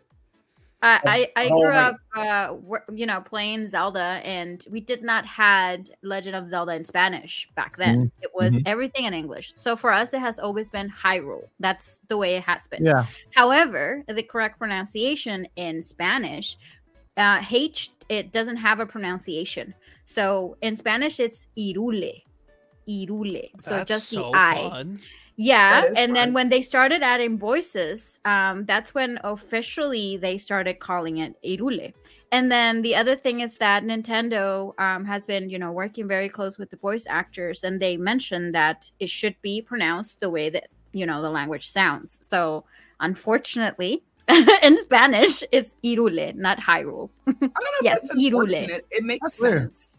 I mean, Unfortunate fun. because I'm kind of used to it. That's what I mean. Like, Yeah. and it's very weird for me to kind of change, and when I talk and say Yeah, something in yeah. Spanish, it's not Hyrule anymore. It's Hyrule. So, yeah. Oh yeah, yeah. Especially if you open a Spanish channel, you have to kind of translate everything. That's gonna be the most difficult yeah. thing. Yeah. But it makes sense. And it's Paul weird wanted to say because something. Yep. Oh. Paul. But- On the Okay, math Paul. side of things, I was actually just secretly this whole time adding up all of the different lines of the kanji and all of the individual lines of every character, and I solved Yes. the game there. It was all in the code. Every When fourth Paul letter, every fifth line, every horizontal slash, all the dots, periods. See, when Paul wants to relax, he opens a math book and does math problems. yeah, he takes Yep. other people. That's what he does. That's what he does for fun, for relaxation. Yeah. Sometimes Hop on the Dow Oh my God. Jones and just comb through all of the stocks of the day. If I was running for president, let's just say I would hire Paul to like actually balance the budget. It'd take a week, if that. Okay. That wouldn't even yeah, be work you for need Paul. Paul would be like, "Thank you so much." Treasury. You don't even have to pay me. Let's solve this debt in like a year. Yeah, Paul would. No, seriously, Paul would do it. 'Cause Better that's call who needs Paul. to be running the treasury. That's who needs to be running the treasury. Of people like Paul. Yeah. Well, I love how Anyway. they create this graphic here just to say a character. You know, like this entire character here. A character. Okay, that's nice. And then we have here run on a horse. It is quite difficult to walk along the Hyrule where various lands spread. In such a case, riding a horse will make your adventure go smoothly. Okay, that was yeah. Yeah. Rest in Movie. peace, Pegasus boots, because that used to be Link's way of getting Yeah. around. But y'all, the Legend of Zelda: My Little Pony looks lit. The Yeah, pony is My Little adorable. Pony. I Yeah. like it. It I does like look like a My Little Pony, though, right? it. It does. Yeah. It does. Yo, y'all know how in Breath of the Wild and Tears we can go get your horse Mhm. the mane and everything done. That your horse can basically go get their hair did. Yeah. I wonder if we could do the same thing here because I I want a my purple girlfriend, my homegirl is wearing a ponytail and riding a horse. She needs a horse that's like in style. So we need to be able to like braid the horse's hair and dye it like pink and stuff. Oh my gosh, I'm like so fangirling right now. Yeah, because I've seen different horses with different like little things on it. So maybe you can actually dress up your horse however you want. It's pretty cool. Smoothie shop. You can make an original smoothie with the collected ingredients. Drinking can restore physical strength, gain heat resistance, and swim faster. Depending on the combination of ingredients, the effects of the smoothies vary. I Then we really got- liked that. Oh, I'm sorry. Uh-huh. No, go ahead. It reminded me of Ring Fit Adventure. And I was kind of already, when I'm watching this trailer in my head, I was like, man, it'd be kind of cool to have a Zelda game in this style with turn-based combat. And then I was like, kind of like Ring Fit, where you can jump over the enemies if you want to skip them, you can avoid them. And then all of a sudden the smoothie thing came up, and I was like, it is Ring Fit. Aw. It reminds me, I have to pick up my brand new box of Ring Fit and dust it off and use it. So we got sweeping and solving. Yay! On the way, you'll meet people who have a variety of big and small problems. If you solve them in between trips, they may be good. They may be good things, such as advancing your adventure and getting special items. All right. So side quest, y'all. So Yep. this is literally their presentation just put into Yeah. this is their video But put they into have a presentation beautiful form. website. We Yeah, don't I have love that. one It is. here. Like it's It's just gorgeous. in Japan. It's gorgeous. I love this website. Look at this. Yeah. It's like everything is like very nice. And I Daku wanna say Sprouts. something. Daku Sprouts. The world. I want to of say something real Piraña. quick. Yeah, go ahead. I read a comment, not here, but somewhere else. Mhm. That said, "Why are they showing us so much?" And they're ruining the game and everything. I want to just kind of point out, Nintendo does this with every Zelda game, at least for the Switch generation that I've been paying attention. When Breath of the Wild came out, we swore they were showing us too much. When really in the trailers and all the presentations, Link hadn't even left the plateau. Okay, the Great Plateau. Yeah. Same with Tears. Mhm. So if they're showing us this much, which I do think is a lot, but it's not bad because how much more game is there? Is there even another level? Because remember when Tears came out, we knew we were going to the sky and we thought that was cool, but we had no idea that the depths were there. Yeah. And I know We're hiding. people, they were hiding. And the thing is, I know the depths aren't probably what we originally thought they could be or whatever, but it's still another level of the game and there are things to accomplish in the depths. Mhm. So I That's wonder awesome. I like how creepy they are. it's like the right kind of creepy. It's Yeah, and not they have scary, but it's not exactly the most cozy. It gives you that dread or anxiety when you're there. the all the enemies from above, they look even creepier on the bottom. Like dead, like zombies and stuff. I hate it. Anyway, World of Zal, Grassland Volcano, Sandy Land, Sandy Land. Okay, I guess that's a desert. That Sandy is good though. And we can actually say it that way because that's really in my mind how it's pronounced. We're gonna go to the Garudo. Gerudo. And we don't have to sneak in for the first time ever in Zelda history. We don't have to sneak Oh in. no, we don't need to Nope. do that. No, it's all about the girls over there, all the single ladies. Until they leave and go get All the husbands. single ladies. All the single ladies. In Hiral, where various lands spread, people with rich personalities live there. They do. Yeah. So there we have. You know what? I actually really do love this website because I like how it actually just pans through all the different types of land and the cracks. Mhm. I just like that volcano is a type of land. Yeah, and these little statues here, and that little guy, that little munchkin, and that little cute feller, and the houses, and the babies. Oh, see, you just can you scroll up a little bit where you have both of the Zoras? Scroll up. There's a little picture there. Right. There on the not that's the the river sodas, and then you The have them Sora. both over there. Because in the trailer is very funny, and they actually put like a very small snippet of them and saying, "How dare you!" Yeah, like they're Like, fighting. and Yeah. you shouldn't have come here, and and that's it. Like they don't really get along. Yeah, It's you funny, can see it's them funny. both there. I really do love I'm Solas, yes. going to ask you guys this question. Is this the first time where we have the introduction of them both in the game and they identify them as different types of Zoras? Yes. In the oracles, we had one instance where we see both. I In the need to Oracle replay games. the Oracle And games. I they're don't called, remember. and they have the name. They had their name Zoras and was it Lake Zoras? Lake River Zora and Ocean River Zora. Sora. River. So they Yeah. do they have those names in Yeah, so let me just find it. So Oracle and And with that, let me go ahead and share the actual trailer for the Legend of Zelda Echoes of Wisdom. Echoes of the Wisdom. Tappity tappity tap. Echoes of the Wisdom. Is this the Echoes of the Wisdom? No, this is not the Echoes of the Wisdom. Where's the Echoes of the Wisdom? Okay, Zoras The- appear in both Oracle of Ages and Oracle of Seasons. But I'm trying to see if there's any names. Yeah, that yeah. Oracle of Ages. Zoras live in the Zora Seas, a large body of water. Blah blah blah blah blah blah blah. The Zora village is okay. Blah blah blah blah blah. But wait a minute, it doesn't say. Of course, there's King Zora.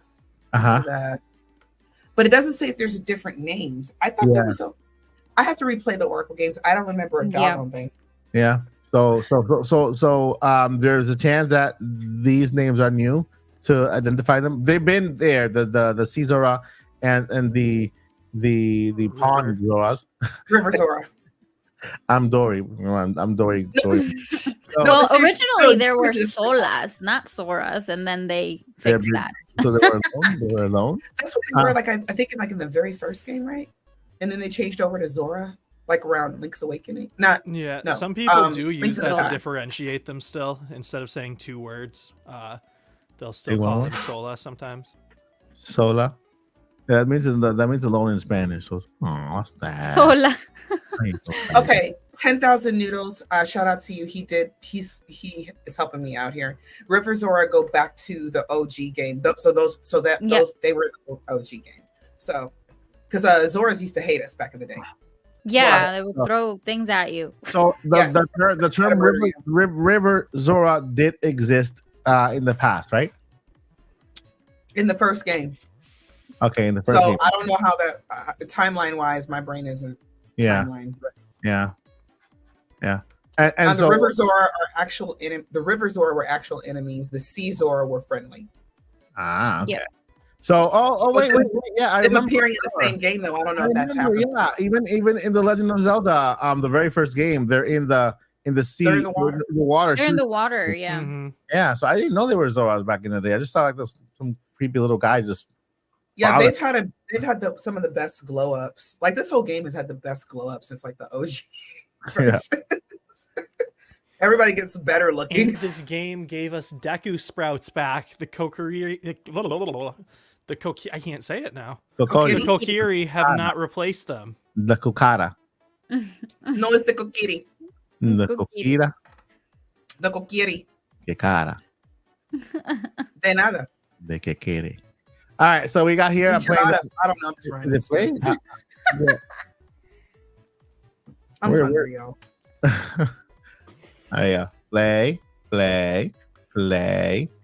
It's not playing. So we have the Gerudos, and then Look at how cute they are. yeah. Oh wait, can you rewind it a little bit? Where Back are in here, I wanted to see right there. Pause. Oh, look at her. She's saying hi to us. She's so cute. It's Oh too my- much. She has like a red face. She has a red face on her. Look, like she's like. Oh, I mean, because she's she's hot in sweat- the desert. Yeah. She's sweating. Oh my god. Look at this. Look at the little drop of sweat. It Oh goes yeah, is she waving or is she fanning herself off? She's fanning herself. fanning. Yeah, she's fanning. She's such a diva. I love it. And I mean that in the good way, the good diva. Man, I love feel that. sorry for her. Link, you bastard. You left her behind. Why couldn't you? No. There will be no Link slander because Link every game is I like, was "Where- with you. where's my princess? Every All right, single so, game. Link wakes up. Wait. Link's every game wakes up and says, "Where's my princess?" It's finally time that she gets to wake up and say, "Okay, where's my prince or my knight?" Where's my They My don't knight. call him a prince. All right, so we have here the village. Okay, we got some guys here, some people here. Just, The one on the top right looks like Dracula, and I kind Right, of like right. that. Yes, he Yeah. does. yeah, it's funny. So we got here a little soldier here. How Next- many types next of riff. Zora are there? 1 River Zora. Ha ha ha. What? 2 Ah. Sea Zora. Ha ha ha. It's no Maybe way. there's only 2, so we there's- just gotta stop hey, there. There's no H sound in Count Dracula's count. Ah, Hey, wait a minute, Mike. I Yeah? just remembered. Somebody in chat just reminded me. Link didn't leave her. I know. His last act was getting her out of the I crystal before he I got know. swallowed up by the I know. darkness. I meant to say, like, why did you leave us in the way that he's like, like he died against his will? Like, why did you leave us? Why? No, my sadness is why did Paul leave us? Like, Netweed says, sad right "Hey, Link fell in a crack. Remember?" Mysterious crack. It was a mysterious crack. and it was Jalik. It wasn't Link. It was Jalik. I can't get over Zelda waving like little fanning herself. This is too much adorable. All right, so we have here, and look at the little Gerudo. By the way, before the river and Zora have been only appeared simultaneously in a previous title, The Legend of Zelda Oracle of Ages. hmm Okay. Set in the land of Lavrina, Link encounters both river and the sea Zora, Ah, but nice. the two branches in the aquatic race and do not interact with each other directly. So does that So, yeah. mean that we could get an Oracle of Seasons and Ages remake? That would be amazing. It needs it. It needs it. Yeah, I mean the characters are already done. They're there. Lily, can you Yes. remind me where in the timeline is Oracle of Seasons and Ages? It hasn't happened yet. Tomorrow, like in the future. A Hylian is. I'm impressed you were able to swim. Ah, that's adorable. Like the Ritos are always telling the Hylians how they cannot fly. Yeah. Wait a minute. Speaking of Rito, y'all Uh-huh. noticed that they didn't show us a snow area. Ooh. Well, that's what that's There's the a- reason I asked about the timeline. Is this Oh. when So when Oracle the world of floods? Ages When is and- that? An Oracle of Seasons and is at the hero when the hero is defeated, the decline of Hyrule Downfall and the last hero. So, So, that's the same timeline as Wind Waker, right? Yes. right. Oh, wait. No, it's not. Wait. It's actually a link to the past. Okay. The I gotta impressional remember world what and all the of thing that. is. Because Wind Waker is on the if I'm not mistaken, is on the adult era Yeah. Hold on. when it's Triumph. Yeah, the Wind Waker is there. That's right. Okay, never mind. I was gonna. Well, you know what? It doesn't need to be the same as Oracle of Seasons and Ages in this case. So I'm going to say the reason that we're seeing both of them interact with each other and the reason Hyrule is so wet is because this takes place sometime after Wind Waker. And that's why there's no snow area that we've seen. And that's why there's such a heavy Zora presence. And like, I mean, look at that. But yeah, so I'm gonna say this Hyrule exists sometime after the flood has receded. I don't think so. That's That's interesting. Yeah, when it About oh, that. actually, you know what? I went, and then you kind of touched on something else I was thinking, Zach, is I was like, well, maybe we don't have a snow area. There's nothing required. There's nothing that says there has to be a snow area. Yeah. And also to your point, A Link to the Past doesn't have a snow area either. Like, look, even in the desert, there was tons of water. Yep, it was a swamp at one point. But that'll be interesting because in the Wind Waker, according to what they say on the Wind Waker, is that the Zora went or became the Ritos. The Rito. Mhm. Yeah. So that's also another thing that if it was after the flood, well, it has been many years. It has to be before the Wind Waker because in the Wind Waker there's a Ritos. Are the Zora completely gone? It's been a minute. In It's been Wind a minute Waker, since- yes. Yeah. Mhm. Yes. Okay. So it's not just They come like back in diverged. Twilight Princess, But then the for me, it but doesn't then the make Gerudo sense. are gone. Yeah, for me it doesn't make sense, but according to the information in Wind Waker, it's true. But it doesn't make sense for me to see the Sea Zoras and both the Sea Zoras and Ritos in Breath of the Wild. But I don't know. I don't make the timeline. I'm But also, just Breath of gonna the Wild say is so far- we Breath have of an the Wild is unreleased. awesome. I'm gonna Breath say of we the Wild have is an. awesome. You go, Joycey. Breath of the Wild is so far into the Yeah. future after the timeline that is a good chance that I don't know, they were able to split off into two separate races somehow. Yeah, makes sense. I'm gonna say that the what was I gonna say? Oh yeah, that we just have an unreliable narrator in Wind Waker, and that there's still some Zora existing somewhere. Probably. That's my theory about That'll be my Twilight. excuse for how it works. That's my theory about Twilight Princess, because Twilight Princess, the Gerudo don't exist there. Man. And that's part of the reason why Ganon's like stays mad. You know what I mean?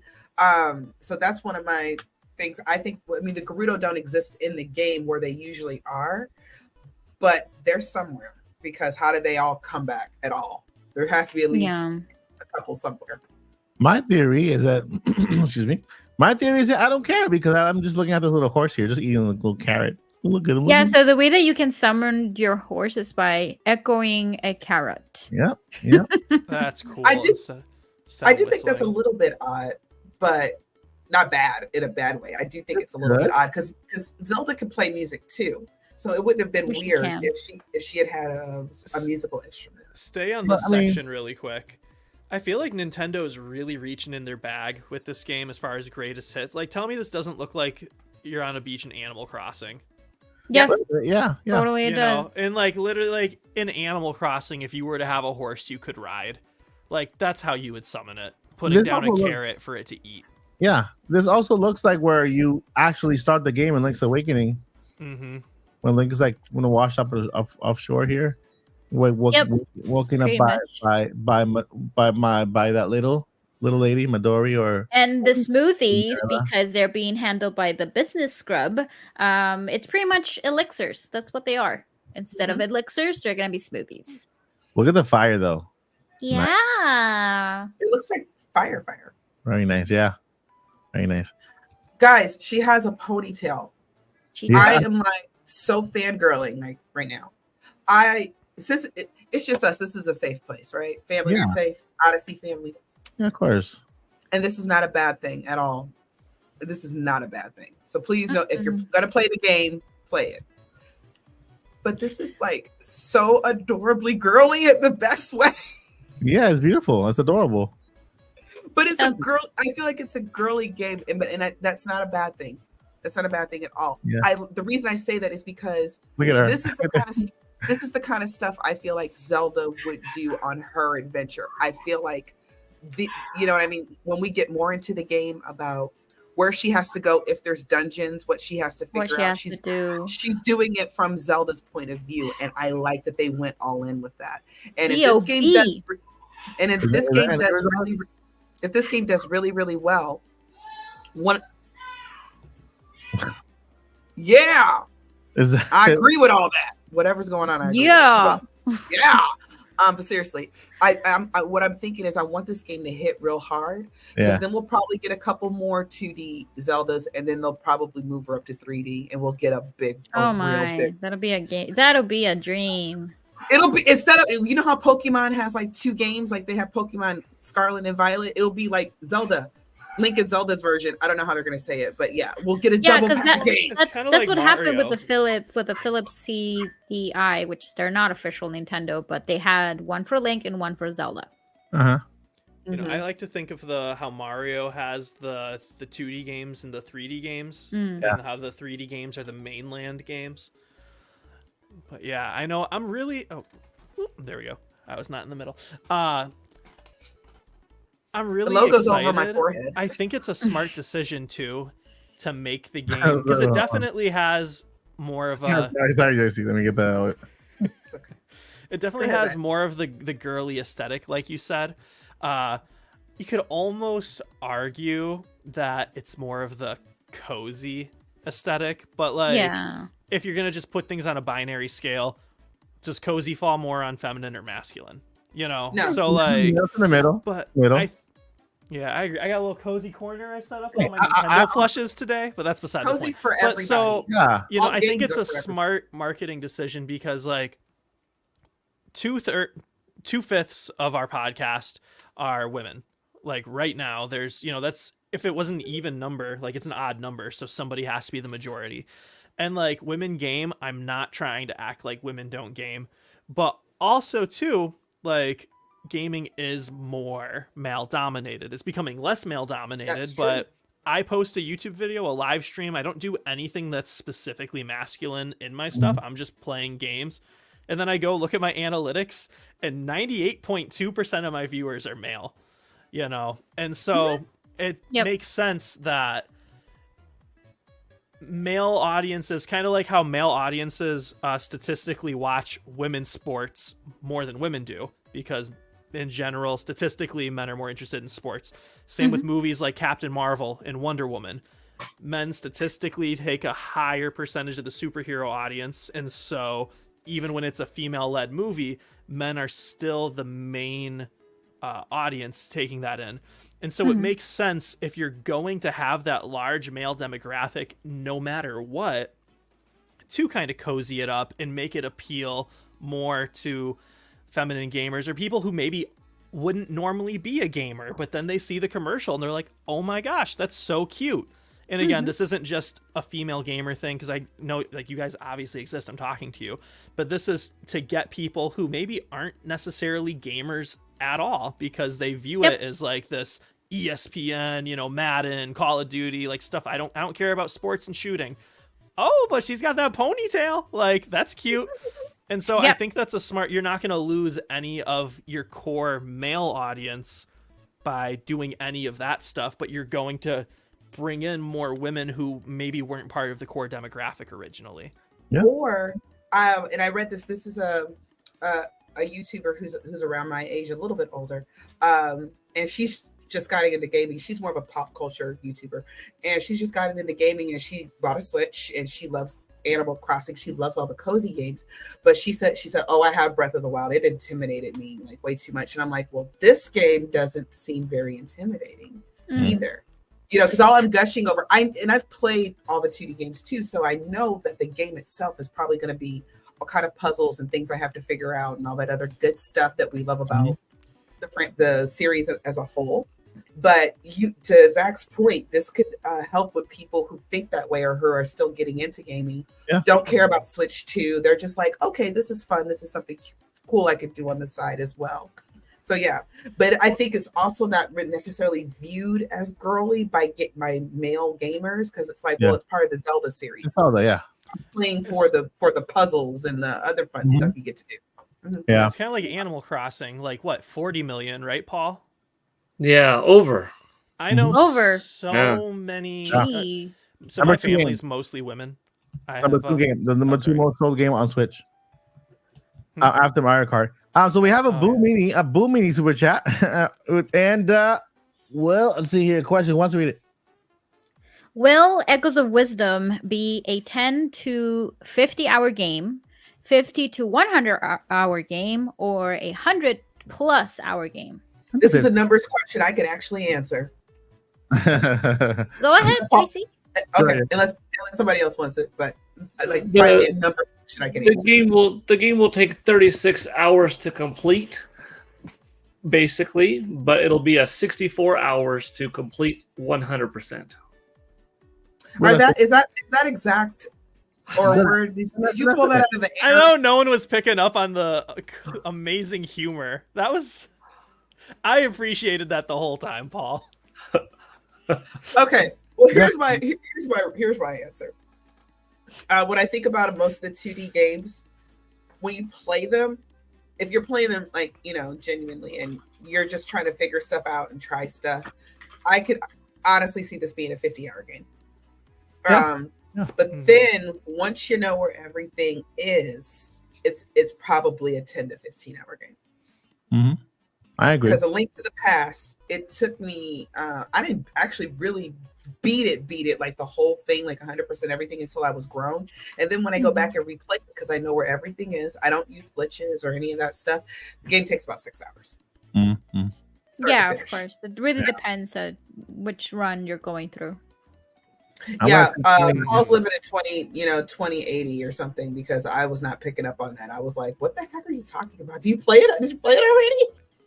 No, but I do think that this could be the Breath of the Wild moment for Zelda again. And that's a weird thing to say. Like, what do you mean the Breath of the Wild moment for Zelda again? Well, up until Breath of the Wild, the best-selling combined Zelda game was Twilight Princess, but Ocarina of Time, if you count 3DS, that still actually is number one. But regardless, you're looking at that, 8.7 to 11 million territory. Boom, Breath of the Wild, 33.5. The best-selling 2D Zelda game is actually, I think, around 6 million. 6.5 million is the original Zelda, So the breakout moment again for Zelda, but for 2D. With the install base, with the fact that Nintendo Switch built up a new audience with people who liked Zelda, but maybe Breath of the Wild was too much, but then liked Animal Crossing, could now end up liking this, as it has less daunting of an overworld in terms of geometry and having to control multiple camera angles and shift things, but it's still catchy and cute and fun and engrossing. Hits the regular Zelda fan, hits the fan that wanted to play a Zelda this whole time for something new. And like, everyone said earlier, a little bit of the Animal Crossing crowd, a little bit of the cute crowd, a little bit of the dad's daughters crowd or the mom's daughters crowd that are like, dang, that's me. That's different. So what would it have to sell to be the Breath of the Wild moment again? I mean, I think if it does like 15 million, that would be huge, because that's beyond double, almost triple. I have to double check on a link to the Link's Awakening HD to see if that passed 6.5. I think that says 6.6 million last time I looked. Link's Awakening, the remake. Link's Awakening. It might 6.46 it might have already passed, according to December. Oh, that's December 22. 6.46 million units worldwide as of December 2022, and that's just the remake. What was the number you said? Over 6.46? Oh yeah. So if it was over 6.46, then it's got to be close to 7 or above 7 now. So that means it actually beat the original Zelda's 6.5. So you're looking at 7. I think if this game does 15, well, first of all, if it does 8, it already wins. But I think like if it does 15, it might exceed Nintendo's expectations. Then again, I don't know what Nintendo actually wants, but they all know internally what they want, what they think. They probably thought Breath of the Wild is going to do very well, but did they ever think 35 million? It was going to do that great? I don't think I didn't so. even think that. They thought Animal Crossing isn't going to do well, but is it going to do 45 million? Probably not. You know what I mean? The pandemic helped. I wonder, what do they want it to sell, what they think it would sell, and what's considered a massive success. I think 15 is that number that is that massive success for this game. Yeah, I agree. think 10 to 15 million for this one easy, because it kind of satisfies that need for more Zelda. It's not a remake. It's I think people are finally understanding it's not a spin-off game either. No. Yeah. It's not a spin-off. Game. And It also, has I have to the get on. modern conventions. Sorry. No, go ahead. It has the what?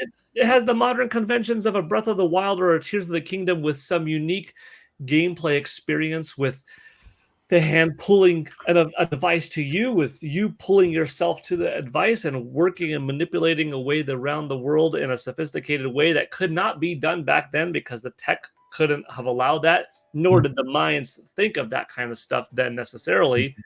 But it has, this happy marriage of that new, cool, compelling gameplay, but not overly complicated necessarily. So it might be a win-win. And it is funny seeing a lot of people shifting to, oh, this trailer won me over. Earlier, I was like, So I'm happy to see that. Yeah. Yeah. I have Yeah. to get on my soapbox just a little bit. This is not Nintendo trying to follow any type of new trends or ideologies or anything. This is an established character that I think we've been saying for a long time. All I didn't want a Zelda game starring Zelda that's basically Link with the Zelda skin, where she's, you know what I mean? Even in Hyrule Warriors, the first one and the second one, Zelda does fight with a weapon, but it's still her own personality. It's a weapon that makes sense for her. It doesn't take anything away from Link. She's just as cute and girly in that game too. So I hope what I'm glad that people are realizing is that this isn't type of any ideology or anything like that. They've been talking about making Zelda playable. This is it's new to us, but this has been talking about in Nintendo For dev many quarters for many years. And I remember with Skyward Sword, the devs had talked about they wanted to give Zelda a section, and that's what the ending credits are of Skyward Sword. Sorry, Mike, you'll forget this conversation anyway. What? Yeah, there's something that happens in Skyward Sword. That's when the talk kind of really began, when I really look back about wanting a playable Zelda and what can she do and everything. And then there was a time when we got a Tears of the Kingdom, when it was like really, really early on. No, it was Breath of the Wild, really, really early on, and we couldn't tell that was Link. And people were like, "It's not Tears Tears gonna of be the Zelda? Kingdom. Like, In the trailer, lanyard they're only showing him scandal. from behind with the long hair. There you go. Lanyard scandal. Oh, I could bust out my lanyard, but E3 2016, when the lanyards came out, and it was that, is that Zelda and Link? Because this one, like, oh my gosh, I mean, no, it's just Link, but that It's really more was timeline lore for us to rip apart and disagree on, guys. It's good. It's good. I do really, really, really agree with that. One of my biggest... Other people would say it's a flaw. I enjoy it. But when it comes to suspension of disbelief, I like to suspend my disbelief just the amount I need to get by. And so when a universe has an established set of rules, and then all of a sudden it breaks those rules, I'm just like, what? Like, I don't want her boxing with Ganon. You know what I mean? Yeah. And so, like... We haven't boxed before, though. I loved in Iron Man 2 when Black Widow shows up, because unlike the comics, she doesn't have the super soldier serum, which I think they should have given her. I think that's a mistake that they didn't. Anyways, she doesn't have the super soldier serum. She's just a spy who's really good at what she does. And so, like, all of her fighting style is like acrobatic gymnastic type stuff, using her opponent's momentum against them and whatnot. And I'm down with that. It's super cool. And then all of a sudden, like, that starts happening less and less with characters, and characters are stronger than they should be or weaker than they should be. And again, it's like made up stuff. But for me, like, my enjoyment of something, like, I just notice when there's an inconsistency, and I'm just like, man, how hard would it be to make them 5 pounds stronger or 5 pounds weaker? And so in this game, like, I don't think we've seen Zelda fight one enemy. Like, no, she uses echoes of enemies. Yeah, she uses the echoes of enemies. And even when you compare her, and I noticed this when I was first watching the trailer, this new one, her new ability to, what's it called? The Bind. tether thing? Bind. When you have Link moving stuff Bind with and an ultra reverse hand. bond. Yes. And Mike, do you have it? Bind and reverse bond. Bind is the one. Reverse bond is like kind of like taking things and kind of you going with it. And Oh bind yeah, and bind is just is- moving is- them. is actually when you bind it, you move and it moves with you. Yes, and that's my Yeah. point. When we see Link do stuff, because Link's like the Hold your hand. strongest version of Link ever in Breath of the Wild and Tears of the Kingdom, Mhm. and he's either got the Sheikah Slate or Ultra Hand, but he's binding his hand to stuff and then just whipping it around. Yeah. Mhm. And then we saw Zelda, and I didn't want Zelda to do that, but then the trailer came out, and bind is clearly strictly magic, and she's just walking, and because of magic, stuff's following her. And in my head, I was like, oh, that's so cool. Like, they differentiated it. They kept the same mechanic, but they differentiated it. So she's not super strong like Link. She's just doing her thing, and the items are doing their thing with her. You know, and again, female characters can be strong, but this female character, her strength comes from her wisdom and her courage and Her heart. her heart, and and her intelligence. And so I didn't know I wanted that until I saw it, but as soon as I saw it in the trailer, I was like, I love that they did that because it works with her personality. Yep, it does. And I do want to echo or echo exactly what Paul, Joycey, and Zach been saying about. I really feel that this is like the perfect time for this to happen because it's going. If you look at the trailer, if you look at the menu, if you look at the game mechanics, it's adapting what we know of Breath of the Wild and Tears of the Kingdom in terms of puzzle solving, meaning that you're not going to have a wrong or a correct or wrong way of doing things. It gives you that freedom and flexibility for you to resolve those puzzles. And I feel that whoever has never played either Breath of the Wild or Tears of the Kingdom, this is going to be a path, as Joyce mentioned, to a 3D game in the future with Zelda as being the protagonist in this case. And also, to Paul's point, this is a perfect way for people to start to get involved with the Breath of the Wild formula, and to get to know the menus and the game mechanics and how things are working, because you're getting pretty much the same. You're getting that flexibility and that freedom of solving those puzzles with whatever you have available.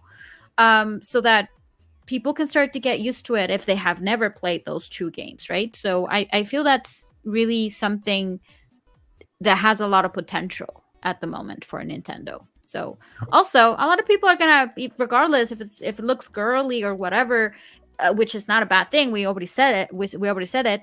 A lot of people will, regardless if it's girly or not, if it's more leaning towards that, they're gonna play as Zelda, something that they have been wanting for a very long time, right? So it's a win. The one thing I want to add before I go into the Q&A, can I add something? Because I haven't spoken in about 2 hours. I know. I just wanted to say something real quick because Lily reminded me. I'm sorry, I have to. It's my favorite topic. Well, that'll make you feel better. Well, now I forgot. Go ahead. No, I'm good. I forgot. I forgot. I forgot. Welcome to 40, y'all. Really, Joycey? The audacity. Welcome to 40, y'all. What is everyone looking forward to? And ew, me dungeons. The wisdom. The wisdom. And The ew. wisdom. That's what we're gonna call it now. We're gonna call it the wisdom. The wisdom. Wisdom. The wisdom. Da. Yes. The Da. wisdom. Isn't da yes in another language? Could be, yeah. Possibly. Uh, Da, like yes, like Huh. the affirmative. I think that's German. yeah. So I think. that's correct. Don't quote me on that. I think you're right because that thing I heard it on a movie. So I gotta look it up. Or is it Dante?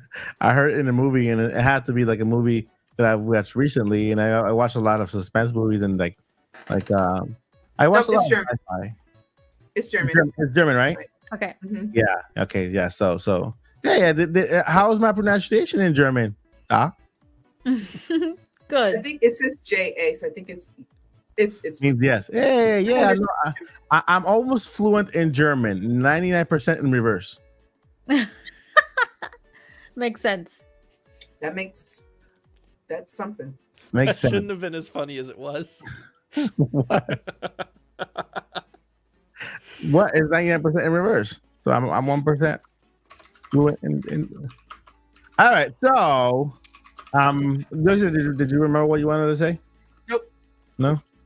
I forgot what I wanted to say too. What was I going to say? Well, So I'll we're talking answer. about- all right. So, this game, I think I'm leaning towards more something that Lily was saying that,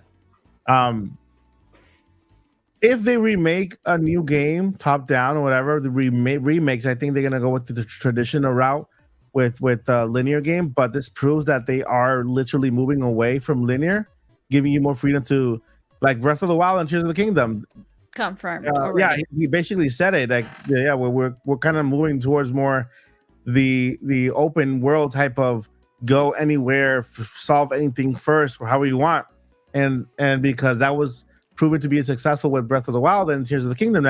Now every game moving forward, even top down, this one, Mhm. it's the same way, and even the abilities like Ultra Hand was inspired by this bond or bind thing, is reverse bond bind thing.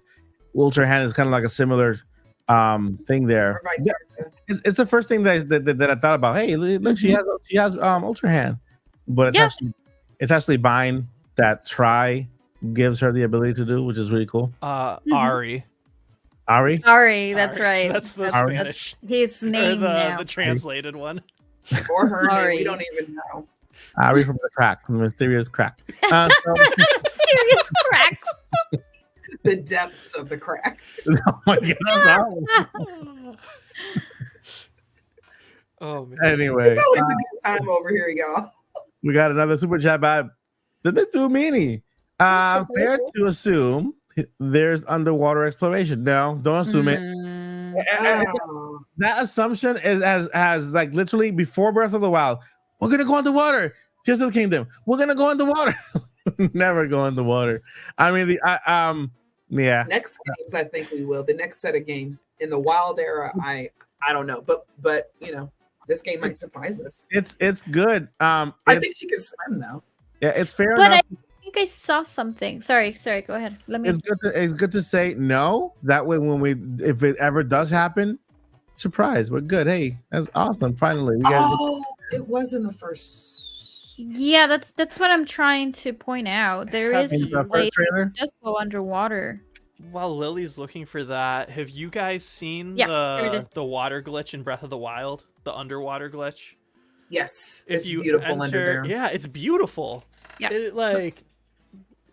For those of you who haven't seen this, if you enter a very specific part of a very specific body of water in Breath of the Wild, you can, instead of having the water filter applied over the camera, it's as if you're not in water. Like, you can see everything underwater perfectly clearly.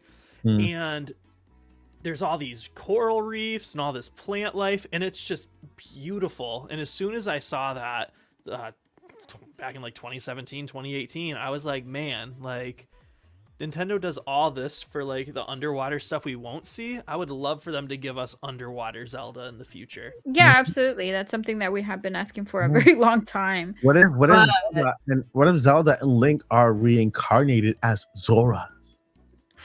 That's not how that works, Mike. It's on minute 3:48 of the trailer. The latest one. She literally dives underwater. She echoes a fish, by the way. With So she dives in the water with the fish? no, she's swimming on her own. It's just that she echoes a fish. Yeah, Those kind of and ones that had like a Is she using reverse bond? Is she using reverse bond? to use it. Yeah, okay, get it. Yeah. So basically, she's being pulled by the fish. The fish is swimming, and she used reverse bond to kind of let the fish kind of guide her, or she guides the fish. So she can go underwater. Yeah. Somebody clarified it in chat for us. Oh wait, yeah. You can't go in the water because it uses that front facing side scrolling part that you have in Like Link's Awakening, the side scrolling. So so there is a side scrolling part where you got go in the water, and in Link, isn't there one like Link's Awakening also? So somebody clarified it in chat for me. Underwater was officially done one of the last times in Ocarina and Twilight Princess. I feel like I remember it in Skyward Sword too, though. But there were temples like underwater or Yeah, the dungeons water or temples. Mhm. yeah. So there's a water dungeon in A Link Between Worlds as well as A Link to the Past. So, but I don't know if that counts as the same thing as underwater exploration. When I think underwater, Yeah. I think you're Mario underwater. 64.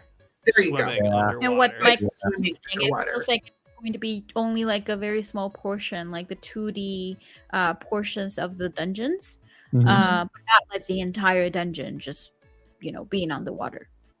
Yeah. All right, so we got a switch out here by Justin. Is it Basil? Basil? Did I say it correctly? I hope. I think it's basil, like Basil? the spice. Okay. I think it's basil. What plot twist would you like to see in Echoes?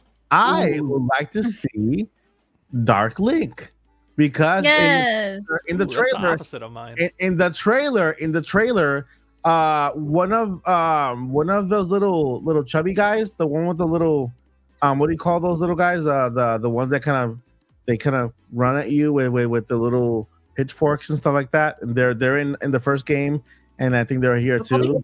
Yeah, the Dark ones Link? Goblins? the ones you knock over and they kind of like they go back like this, and you have to kill them again. Turtles? They're The turtles.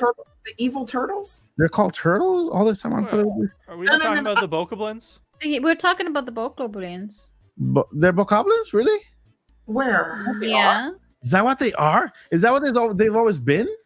These Yeah, guys right here? because Ganon is what's it Yeah. called? Yeah, He's yeah, a look pig. it up. Yeah. And Ganon- so his Ganon is a- minions are his main minions are the Bokoblins, who are like little Wait, mini is that how you demons. pronounce it too? I've been saying bokoblins. I think I switch back and forth. That's Yeah, fine. it doesn't really matter. Bokoblins in Spanish, bokoblins, bokoblins. Bobs. We'll just call them Bobs. Bobs. I Oh, did see somebody Portals, pointed like- out before, they were like, I like how every time Link needs to sleep, he just like makes a fire and passes out, but Yeah. Zelda makes a bed. For Yeah, real? yeah, she does. She's a diva. She's She's a a little princess. diva. She's a princess and a diva. He's And- trying to and- find bokoblins now. That's the best smart. Daku Sprouts. That's a bit Or smart. Sprouts. Daku Sprouts. I I like the thought duck they- sprouts because they are all about their business. I thought they were can't gone. be upset with that. Okay, Last so time I think we saw him was Majora's Mask. I think. are you It's been a mint. So Oh, to The answer moblins. Moblins. Justin's. Did you answer Justin's question, Mike? actually, I'm about to. Yeah, what I'm- plot I'm- twist? He I'm- said I'm- Dark Link. Yeah, because I'm in the middle of explaining it, but I'm looking for a certain part in the trailer where they actually. Okay, so let me just go to a rift here because I think it's in the first trailer. So in this trailer or the first trailer, I can't remember where it is. There is a rift, and then out of the rift, one of those bokoblins jump out. But when they jump out, they're dark and they have like glowing eyes, and they're kind of like shiny. And They're so even more evil. what I'm saying is that this could either be a dark echo of a bokoblin, and maybe we'll get not the actual Link, but a dark Link echo, an echo of Link. Because if we have we have Tri or Addy, doing echoes, doing echoes for good. Maybe Ganon also has that problem or whatever that big thing, and then he does dark echoes, right? And so he makes a dark echo of Link, and then Link jumps up and so like, Link, my love, and all of a sudden he goes like, My love. I love you are a stranger, and he said, no, Link, it's me, Zelda, and then Link goes, I am not Link, I am Dark Link, and then you just kind of little drama thing. They go to commercials and they come back, and then they're still fighting, and then like little drama. And I think you're referring to the moblins, by the way. Yeah. The moblins are the big Bobs. The little chubby guys, the little thingies, that little ball looking thing. The little ones are little bokoblins. They're little Bobs, and the Bokoblins. big ones are moblins. My twist that I would like to see is a different big baddie. Because I have a feeling that Ganon's not the big bad in this one. And it's a perfect time. We're breaking all the conventions of Zelda. Let's introduce a new baddie. It's that he or she got beef with Zelda or whatever. somebody that Ganon has beef with Zelda too, but mainly he's always mad at Link because Link always defeats him. So I would like to see that because Ganon gets sucked up into that rift too, or the crack, or whatever. He gets the sucked up into mysterious that crack. He gets stuck in that mysterious crack too. So and all Zelda's trying to do is go save her man. So who's the big bad that we have to fight at the end? Who's the final boss? Toilet paper. Okay, so I was thinking about it. Sit in the corner, Mike. Let me see. Oh, this is our stream thing still. We're not on camera. Yeah, we're not. We're not. But We're not. no, No. it's just the game. Yeah, and you kind of Justin's maximize super it. chat. There you Now go. we are. Okay. Yes, we're back. So after thinking about it, everybody instantly compared this game to Link's Awakening just because of the style. Of course. Which makes sense because it's literally in the style of the new Link's Awakening. Yeah. However, Link's Awakening takes place in a world that's not real. Some might call that an echo of a world. Dream. But Fish dream. It's like a fish. It's like the worst play. I mean, when I played that game, I'm like, really? This is all a dream of that? But what happens when you fight the final boss? He makes echoes. You have to fight because that's when Ganondorf appears that's when Ganon appears in the game. You have to fight an echo of Ganon. You have to fight these echoes of these other of Ganon. That's like one of the second to last one, I think. Every time you beat it, because it's just black, like there's no like details, and then it changes, and that kind of reminds me of these dark moblins coming in from this other world. So, from the rift, from the mysterious crack. So, yeah, I don't know. It's just kind of, we have the hero timeline, and I know we have the fallen timeline. I know there's more, but what if this is a fallen timeline of Link's Awakening? Link doesn't save the windfish and whatnot. And you know what I mean? Like, they lose. If it's all a dream, I am going to personally go. Well, it's not protest necessarily Nintendo. all a dream, but Link Link's wins, Awakening was a and then he wins, and then he gets to wake up. You know what I mean? What if because you can technically say like the dream was still a real universe type thing, So what if there's a version where Link didn't win, and these rifts are what happened because of it? I don't know. It's just an idea, just because there was an echo. You had to fight an echo of Ganon, and so I have a theory. You kind of you're pushing me towards. What if this is just the next game in the line of Zelda games, and Tears of the Kingdom was the game before this? Years have passed, and then Link is in the middle of fighting Ganon again because they came back, and so this is the different outcome. Like, there's a different outcome, and it actually after. That's possible too. Tears of the I was Kingdom. thinking about that this morning, but then that new image of Impa, she didn't have the tattoo on her head. Hold like up. she did. There's always an Impa. There's always an Impa. There's always a Link. And there's always But if it's the same Link, because we have old Impa in Breath of the Wild and Tears, who's got her tattoo, but old Impa on this image doesn't have the tattoo. Yeah, because it's a different Link, a different Zelda already. Breath of Tears of the Kingdom. I misunderstood you. I thought you were saying, what if this is like a few years later and No, it's the same Link? It's far. Oh, got you. Okay. Yeah. Well, All right. on. So with that, we are in the Q&A section. It is 2 hours and 7 minutes or 8 minutes into the podcast, and so with that, my eyes can't work right now. So I'm gonna ask one of my crew to go ahead and highlight some questions. Let me go ahead and unhighlight this this last super chat. By the way, thank you, Justin, for that super chat and for that awesome question. Very awesome, and it really did kind of open discussion, which is awesome. So yeah, who wants to highlight a question from the super chat part? I'm from the start. If you guys have a question, this is the time. We're gonna be for the next 10 minutes. We'll be answering some questions, and then talking about Zelda, talking about Switch 2, whatever question you guys have regarding our topics, or any question at all regarding Nintendo. You guys are free to ask anything right now. This is your time on the podcast. Ask away. All So we right. have a Ooh. question here from T3MP3K.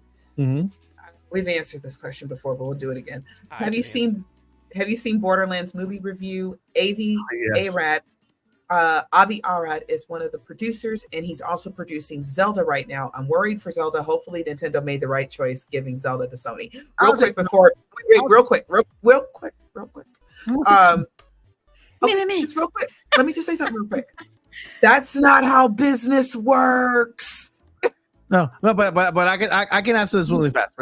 Avita Rod is only in this case he's only he has his own studio. He provides the studio, but when it comes to the Legend of Zelda, what we can rely on is first thing is two people is Wes Ball, who is the director of the Legend of Zelda. He just completed the Planet of the Apes game movie was phenomenal, very good raving reviews, and so it looked phenomenal. I recommend you guys watch that movie so you guys can see his directing style. It's awesome. You can literally picture Zelda in the character within the movie. Number two, Shigeru Miyamoto is heavily involved. He is the second chair in the director's chair, and he is very protective of his babies, right? He is taking the same exact position that he took with the Super Mario Brothers movie. Mario movie had its own director. Avita Rod is basically providing its studios, right? And Sony's providing the money, and Nintendo's providing a little bit more than half of the money so that they can have the majority stake on the actual movie. But we have Sony producing the movie. We have Avita Rod with his production crew, and then we have Wes Ball directing the movie, but we also have Sony Animations involved as production crew as well, but I'm pretty sure they're going to be handling the CGI, so it's good because and Avita Rod also has a lot of other movies that he did very well. For example, he was responsible for the MCU right at the beginning with Iron Man, with all the Infinity Saga movies.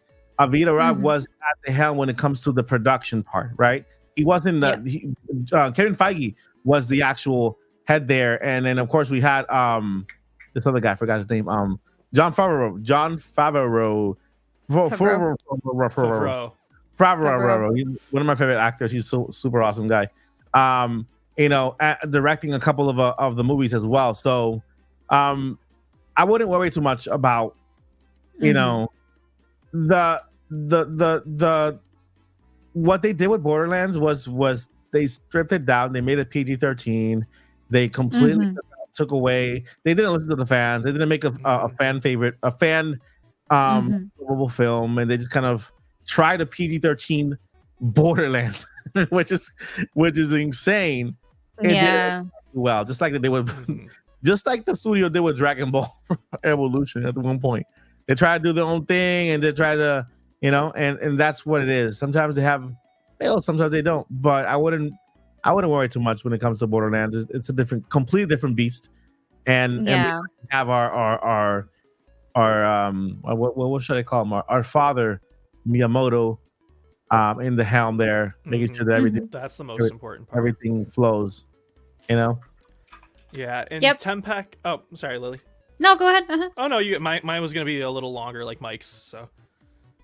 No, I'm actually agreeing with everything that Mike is saying. I wouldn't be so worried about that at all because Miyamoto is gonna be, supervising everything. So I think that we were a bit scared when we got Super Mario movie, but they did amazingly well. So I don't really think, but that being said, I don't really have like my high hopes all the way up there, right? Because I'm gonna be settled down right in the middle.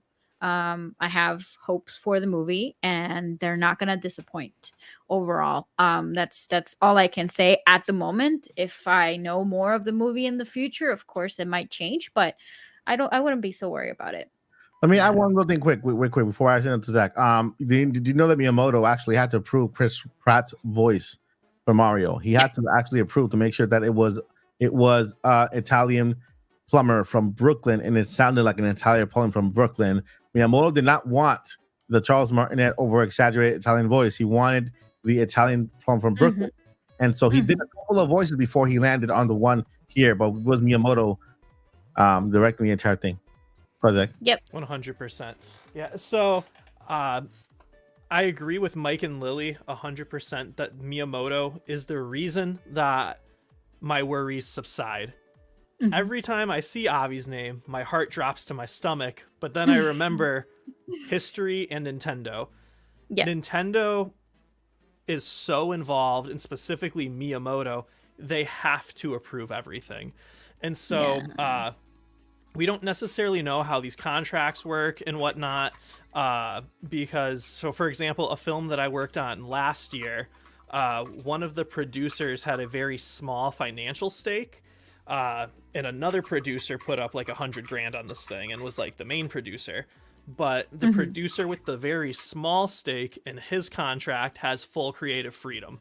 So even though he barely put anything into the film, he can override anything.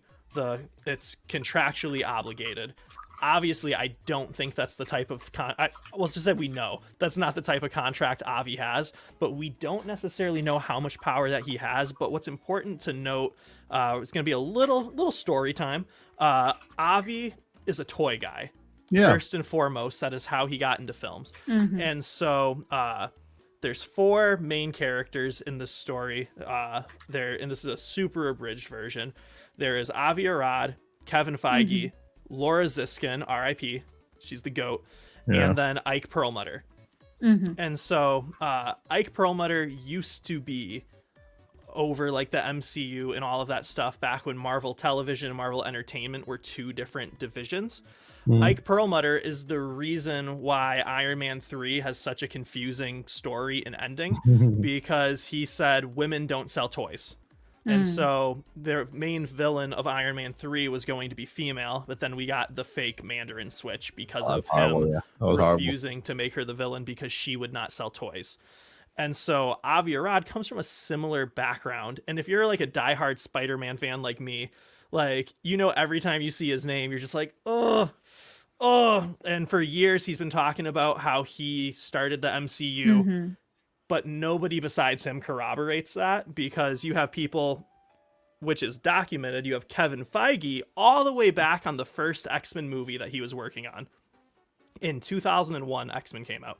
He's talking to the producers at Fox. He's talking to the heads of Fox saying, hey, this X-Men thing is super cool. We should roadmap a giant timeline and a giant story. He was trying to MCU Fox. And so that was, you know, the MCU didn't start until 2008. You have Kevin Feige doing this in 2001. And so then you have Laura Ziskin, who basically was kind of like the mediator at Sony. She was super involved in all of the Spider-Man movies, and she was someone who would say no.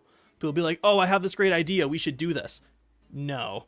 And that's where Laura would come in. She was a huge Spider-Man fan, and she passed away shortly before Amazing Spider-Man 2 came out, and a lot of people credit the rewrites and how that movie flopped being due to her lack of involvement, being able to keep a check on Avi Arad. And so Avi scares me a good amount, but Nintendo made a Mario movie that flopped. Not the new one, like the one with real people.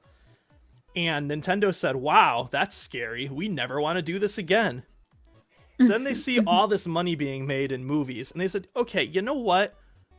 Let's do this again, but let's kind of keep our hands on it. And, like, we are in charge. I don't care about Avi. Like, while he scares me when I see he's involved in something, Nintendo is going to put Nintendo's interests first. Avi has strengths. There's a reason these people keep him around, you know, especially too being able to merchandise toys out of the movie, being able to do tie-ins with the theme park, stuff like this. Avi is an ideas guy. He is a great ideas guy. And so nothing can happen without Miyamoto's say so. Where then you look at Borderlands, and every single video game movie that hasn't been successful literally strips away everything we love about the video game and thinks that the audience is going to want a recreation of it Mhm. with just people who have the same names. Which I haven't seen Borderlands, so I can't necessarily critique this movie yet. Mhm. But if the reviews are to be believed, it's not Yeah. good. Now, it's going to be interesting to see what people who aren't fans of the Borderland games, have never played it, think. Maybe it's a good movie and a terrible Borderlands movie. Maybe it's just a Yep. terrible movie all around. But with Nintendo and Miyamoto, you have the hands in the official thumbs up, thumbs down. Nope, we're not doing that. Thumbs down. Yep, we're doing that. Thumbs up. We know for a fact Nintendo is not going to give away control of their baby after they were traumatized to the point where they stopped making movies completely. So while I might have a more fearful, not negative, I just think Avi as a producer is better utilized in roles that people don't use him in.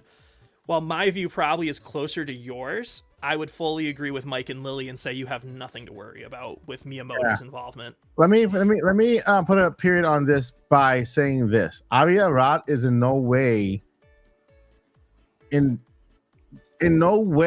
he has no hand over anything relating story, directing, nothing of the movie, how it's going to look, how it's going to feel, what storyline they're going to do. He's only the production company, Avi Arad Productions.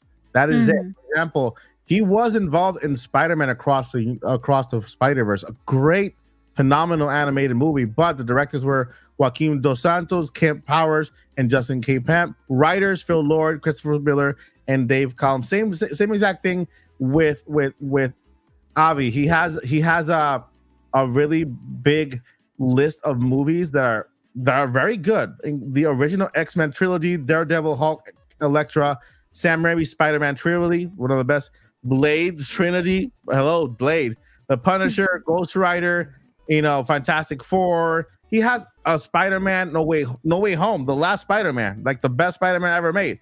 He has the credit for that. He was not directly involved at all. He was not. He's the CEO of Marvel Entertainment, and so he is not directly involved in the story, in the creative direction of the movie. So that's why he can have a flop under his name, and he can also have a fantastic movie under his name, because I will say no connection.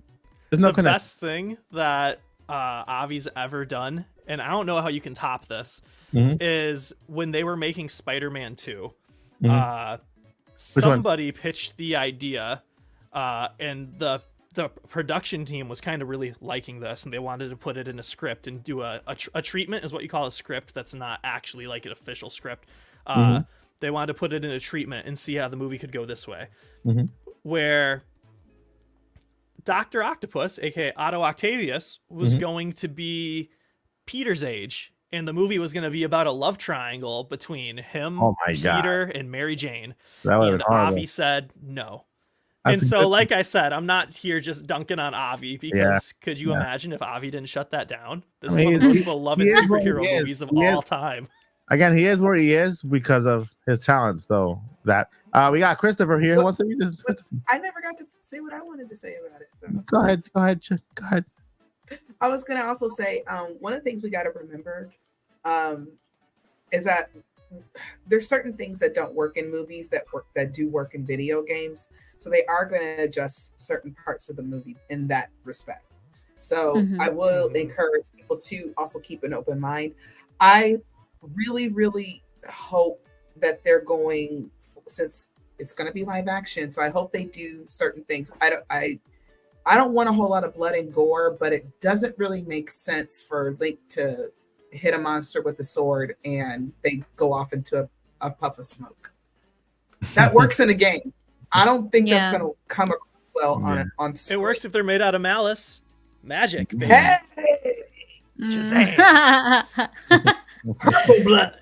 Sorry, I haven't slept. I'm sorry. Continue. and very quickly, aside from video games, I also love manga, and One Piece is my favorite manga, my favorite anime. And I have to say that just to whatever everybody has been echoing about,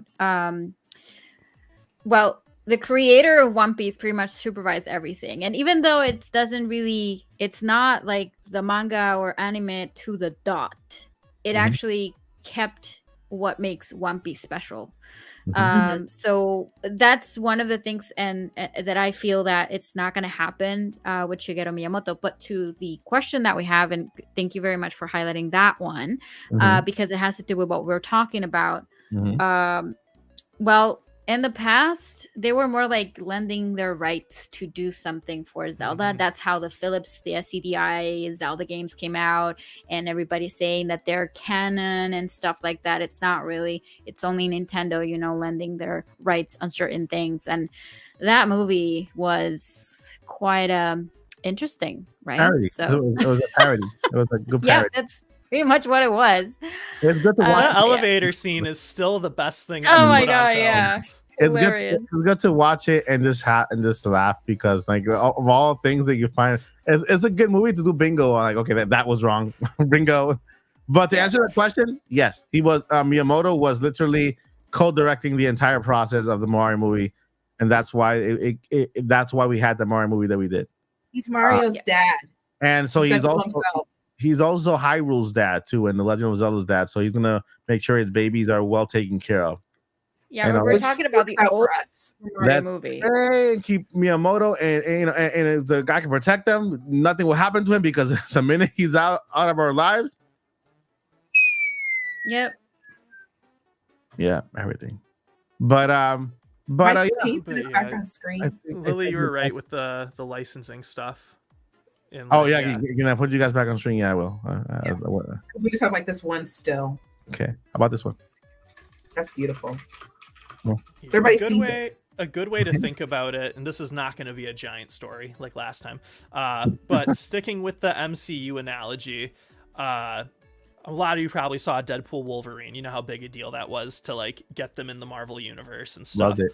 You know, if you're big Marvel fans, which a lot of people are, because that's the biggest thing in pop culture right now, you know that it took forever to get Spider-Man. It took forever to get the Fantastic Four, because all of these different studios had the rights.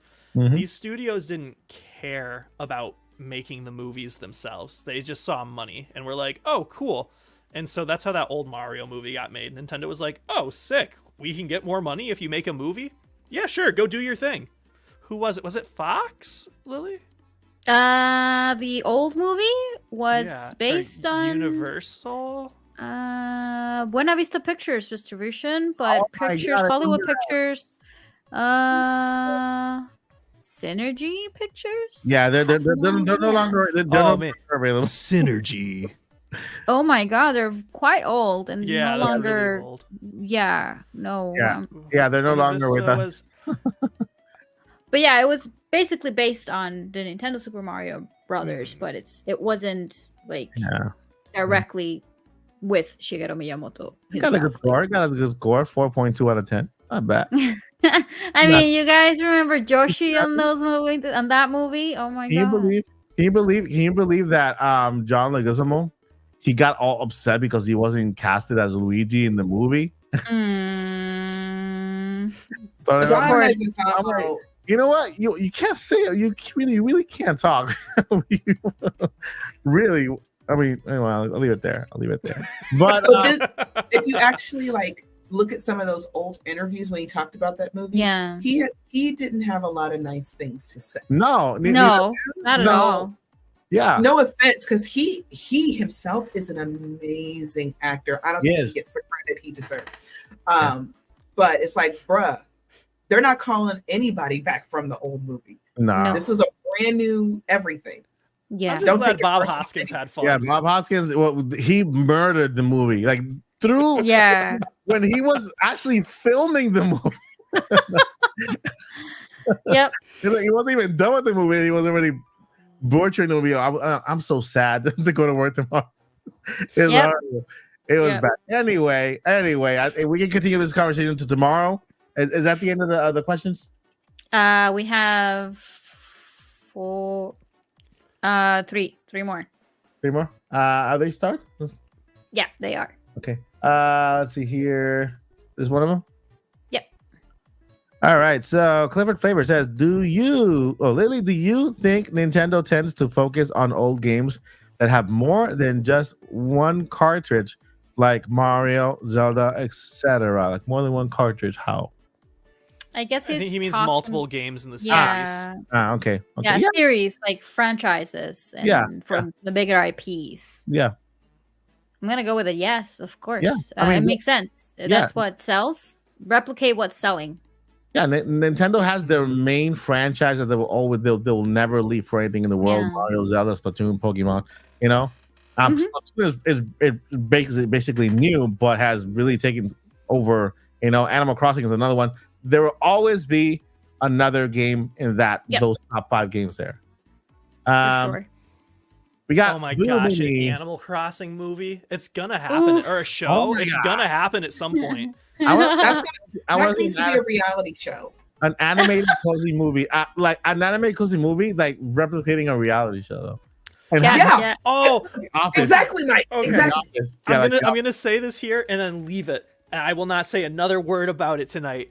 But because I know I'll forget. So, you know, we're always like, what movie, like what game should they follow? Should they follow the game? Should they borrow the stuff from the games? If they do an Animal Crossing movie, is it Isabel or Isabella? It's Isabella, Isabella.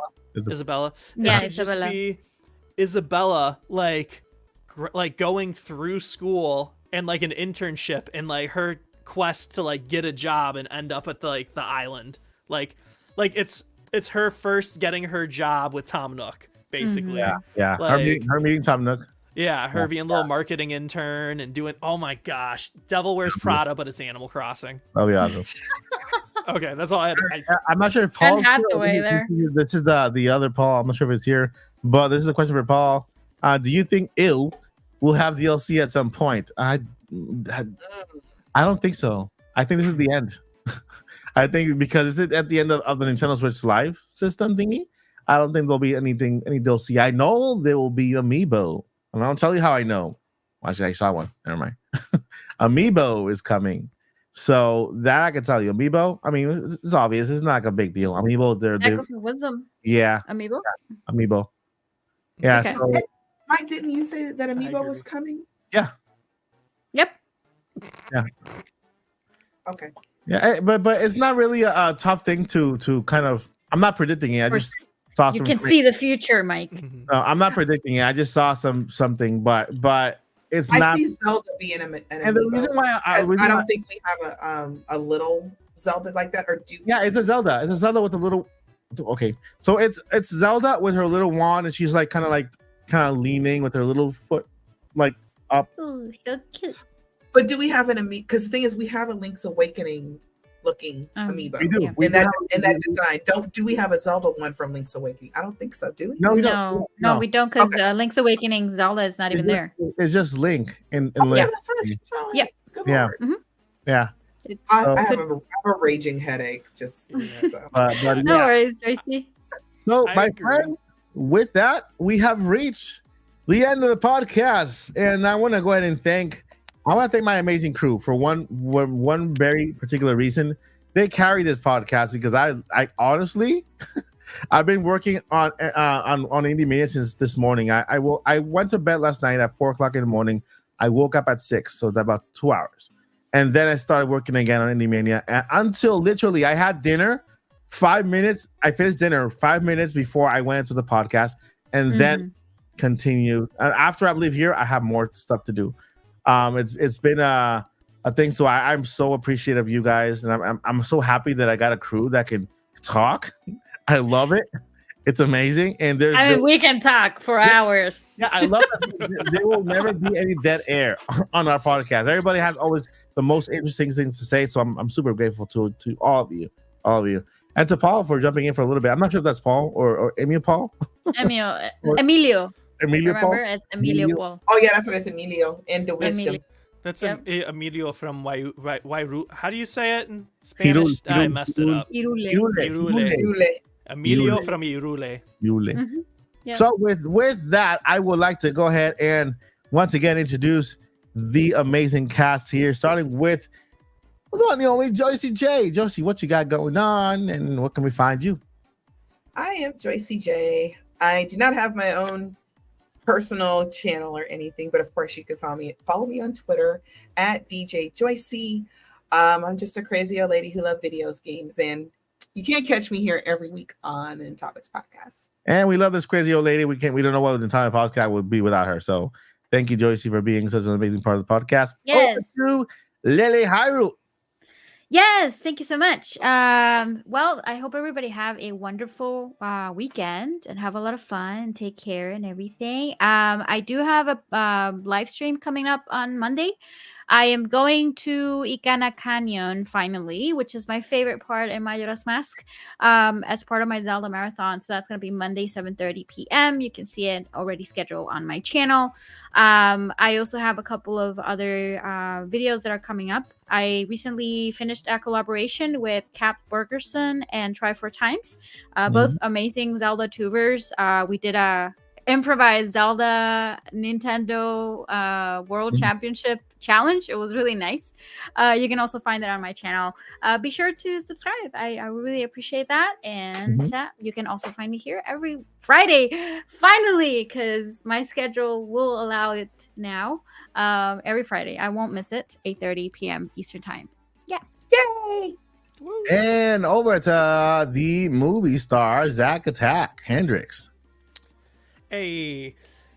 Yeah, guys, it's always so great being here with you. And as always, you can find me on all social medias besides Twitter/X at Zach Hendricks Voiceover or Zach Hendricks Media. Yeah, I'm operating me and Mike are operating on the same wavelength of sleep right now, so English is gonna be a little bit of a struggle for these next few words. Yes. Yeah. But Cannot English today. I cannot English. And then you can find me You have the wisdom. I don't even speak Spanish, but like I started at some point just because I couldn't speak English. No. But I don't know if that made any sense.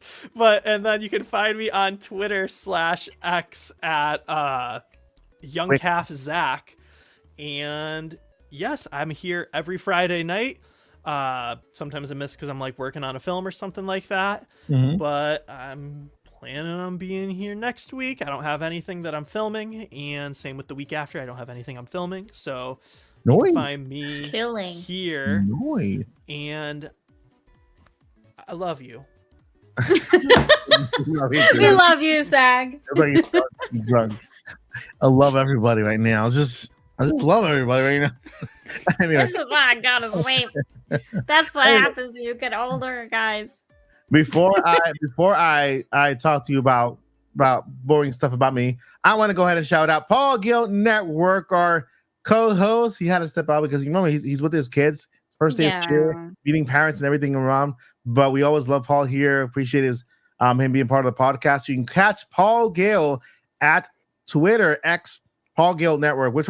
Paul and I are trying to leave the Twitter and bring X because it's something we have to do for Indie Mania to make sure that we jump on board and say that out loud. Yeah, we have to. So we have to kind of get used to saying, catch Paul on X at Paul Gill Network. That sounds so horrible. On X Paul Gill Network, and so yeah, basically follow him for all the latest updates when it comes to sales, really fun facts. Follow his channel. Take a look at his content. It's amazing. He has some. We want to see his first ever World Nintendo Pool Zelda. He has a Mario and he has a Zelda, which he has a video on. So catch him on YouTube as well. And yeah, go ahead and check out Paul Gill Network. He literally knows everybody. Yeah, he does. Anyone that you're thinking of, he knows. So you'll get the most crazy fun facts out of the blue. I think Paul has been to every E3 except for like one or two, and so he's made so many connections. He made so many people, and it's awesome because Paul is like a also nice, friendly guy that everybody can love and get along with. You know, and I can testify even more because I've been working with him every single day, and I met his mama too. Oh my god, the most adorable lady in the entire planet. That's what I gotta say. Adorable. So shout out to Paul Gill mama. So in my corner of the woods, well, you can catch me here every single day at the Odyssey channel. You guys know what's going on. Monday to Friday Nintendo content. I'm keeping it simple just because I'm working. I don't want to neglect the channel, but I also have a lot of work to do a lot. And Indie Mania. So I will be releasing Monday to Friday content. It will be voiceover content with clips and stuff here, just to keep you guys up to date with all the news and everything. And the YouTube algorithm is a pain in the butt. And so with that, you also could find Paul and I in about 5 weeks, literally in 5 weeks, on IGN. Yes. For Indie Mania. Not only IGN, we got IGN Brazil, IGN in Spanish, IGN Worldwide is going to be transmitting our show, plus on YouTube and on Twitch. You know, IGN, they're a 18 million subscriber channel. They have 10 million on their Brazilian channel. I think the Spanish channel is also in the millions. They have like 10 million followers on Instagram, on X, not Instagram. And so we're gonna be there. We're working hard to bring you guys the best show at Indie Mania. I'm happy how the show is coming out. It's a lot of work, but it pays off. And who knows? We don't know where Mike Odyssey will end up at the end of this.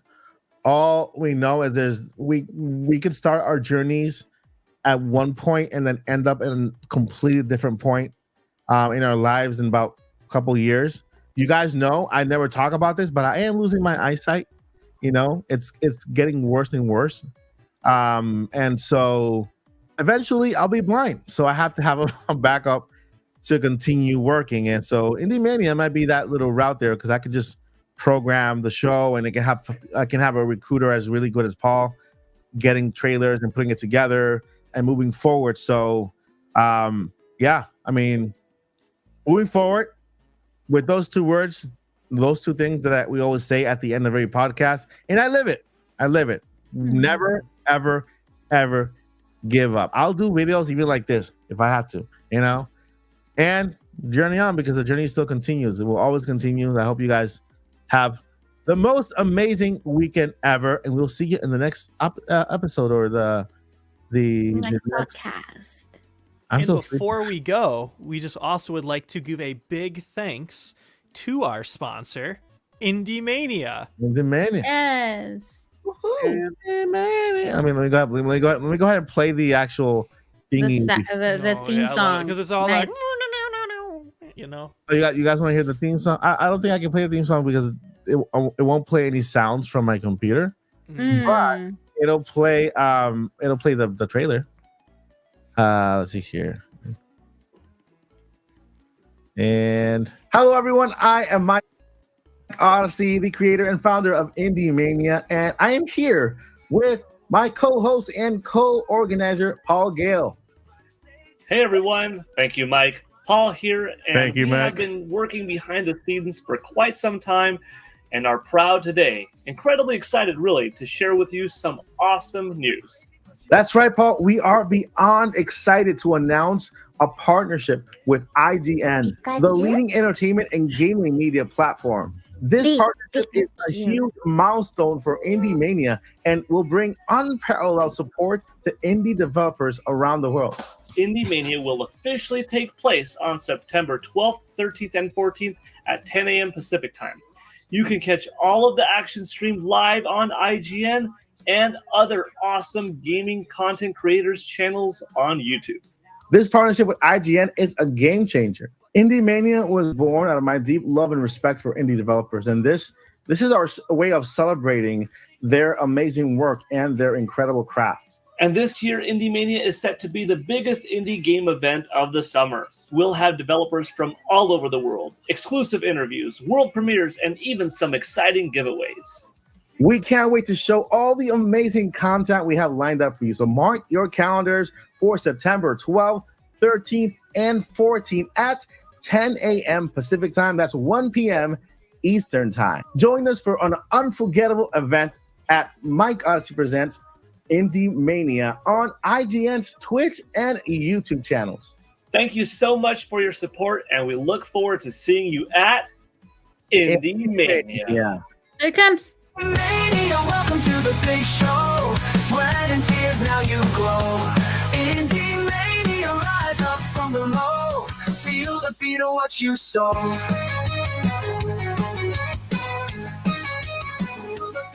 All right, with that, guys, if you do me one more favor before you leave, go over to the Indie Mania YouTube channel, hit that subscribe button. We have 106 people there. 108% people, go to the Indie Mania channel right now and go ahead and hit that subscribe button. Go, go, go. We're doing a giveaway. We're gonna announce one of the biggest giveaways you've ever heard in your life. So just, if we have a really good sponsor, so go ahead and I want you guys to be part of it. So go ahead and go over there right now and smash that button. Yeah. Go. Hit that subscribe button so you guys can be among the first, hopefully chosen for that giveaway. All right, guys. Before we let you go, Joycey, never give up, Joycey. You want to give up? You can't give up, Joycey. Because we need you. And Lily, Journey on. journey on. All right, guys. Bye. Keep waving until I find that button because sometimes it gets lost. Find it. Quick. Go. Have a Good wonderful night, weekend, guys. guys. Thank you very much. Red. Bye. Bye. Bye. Bye. Bye. Yeah.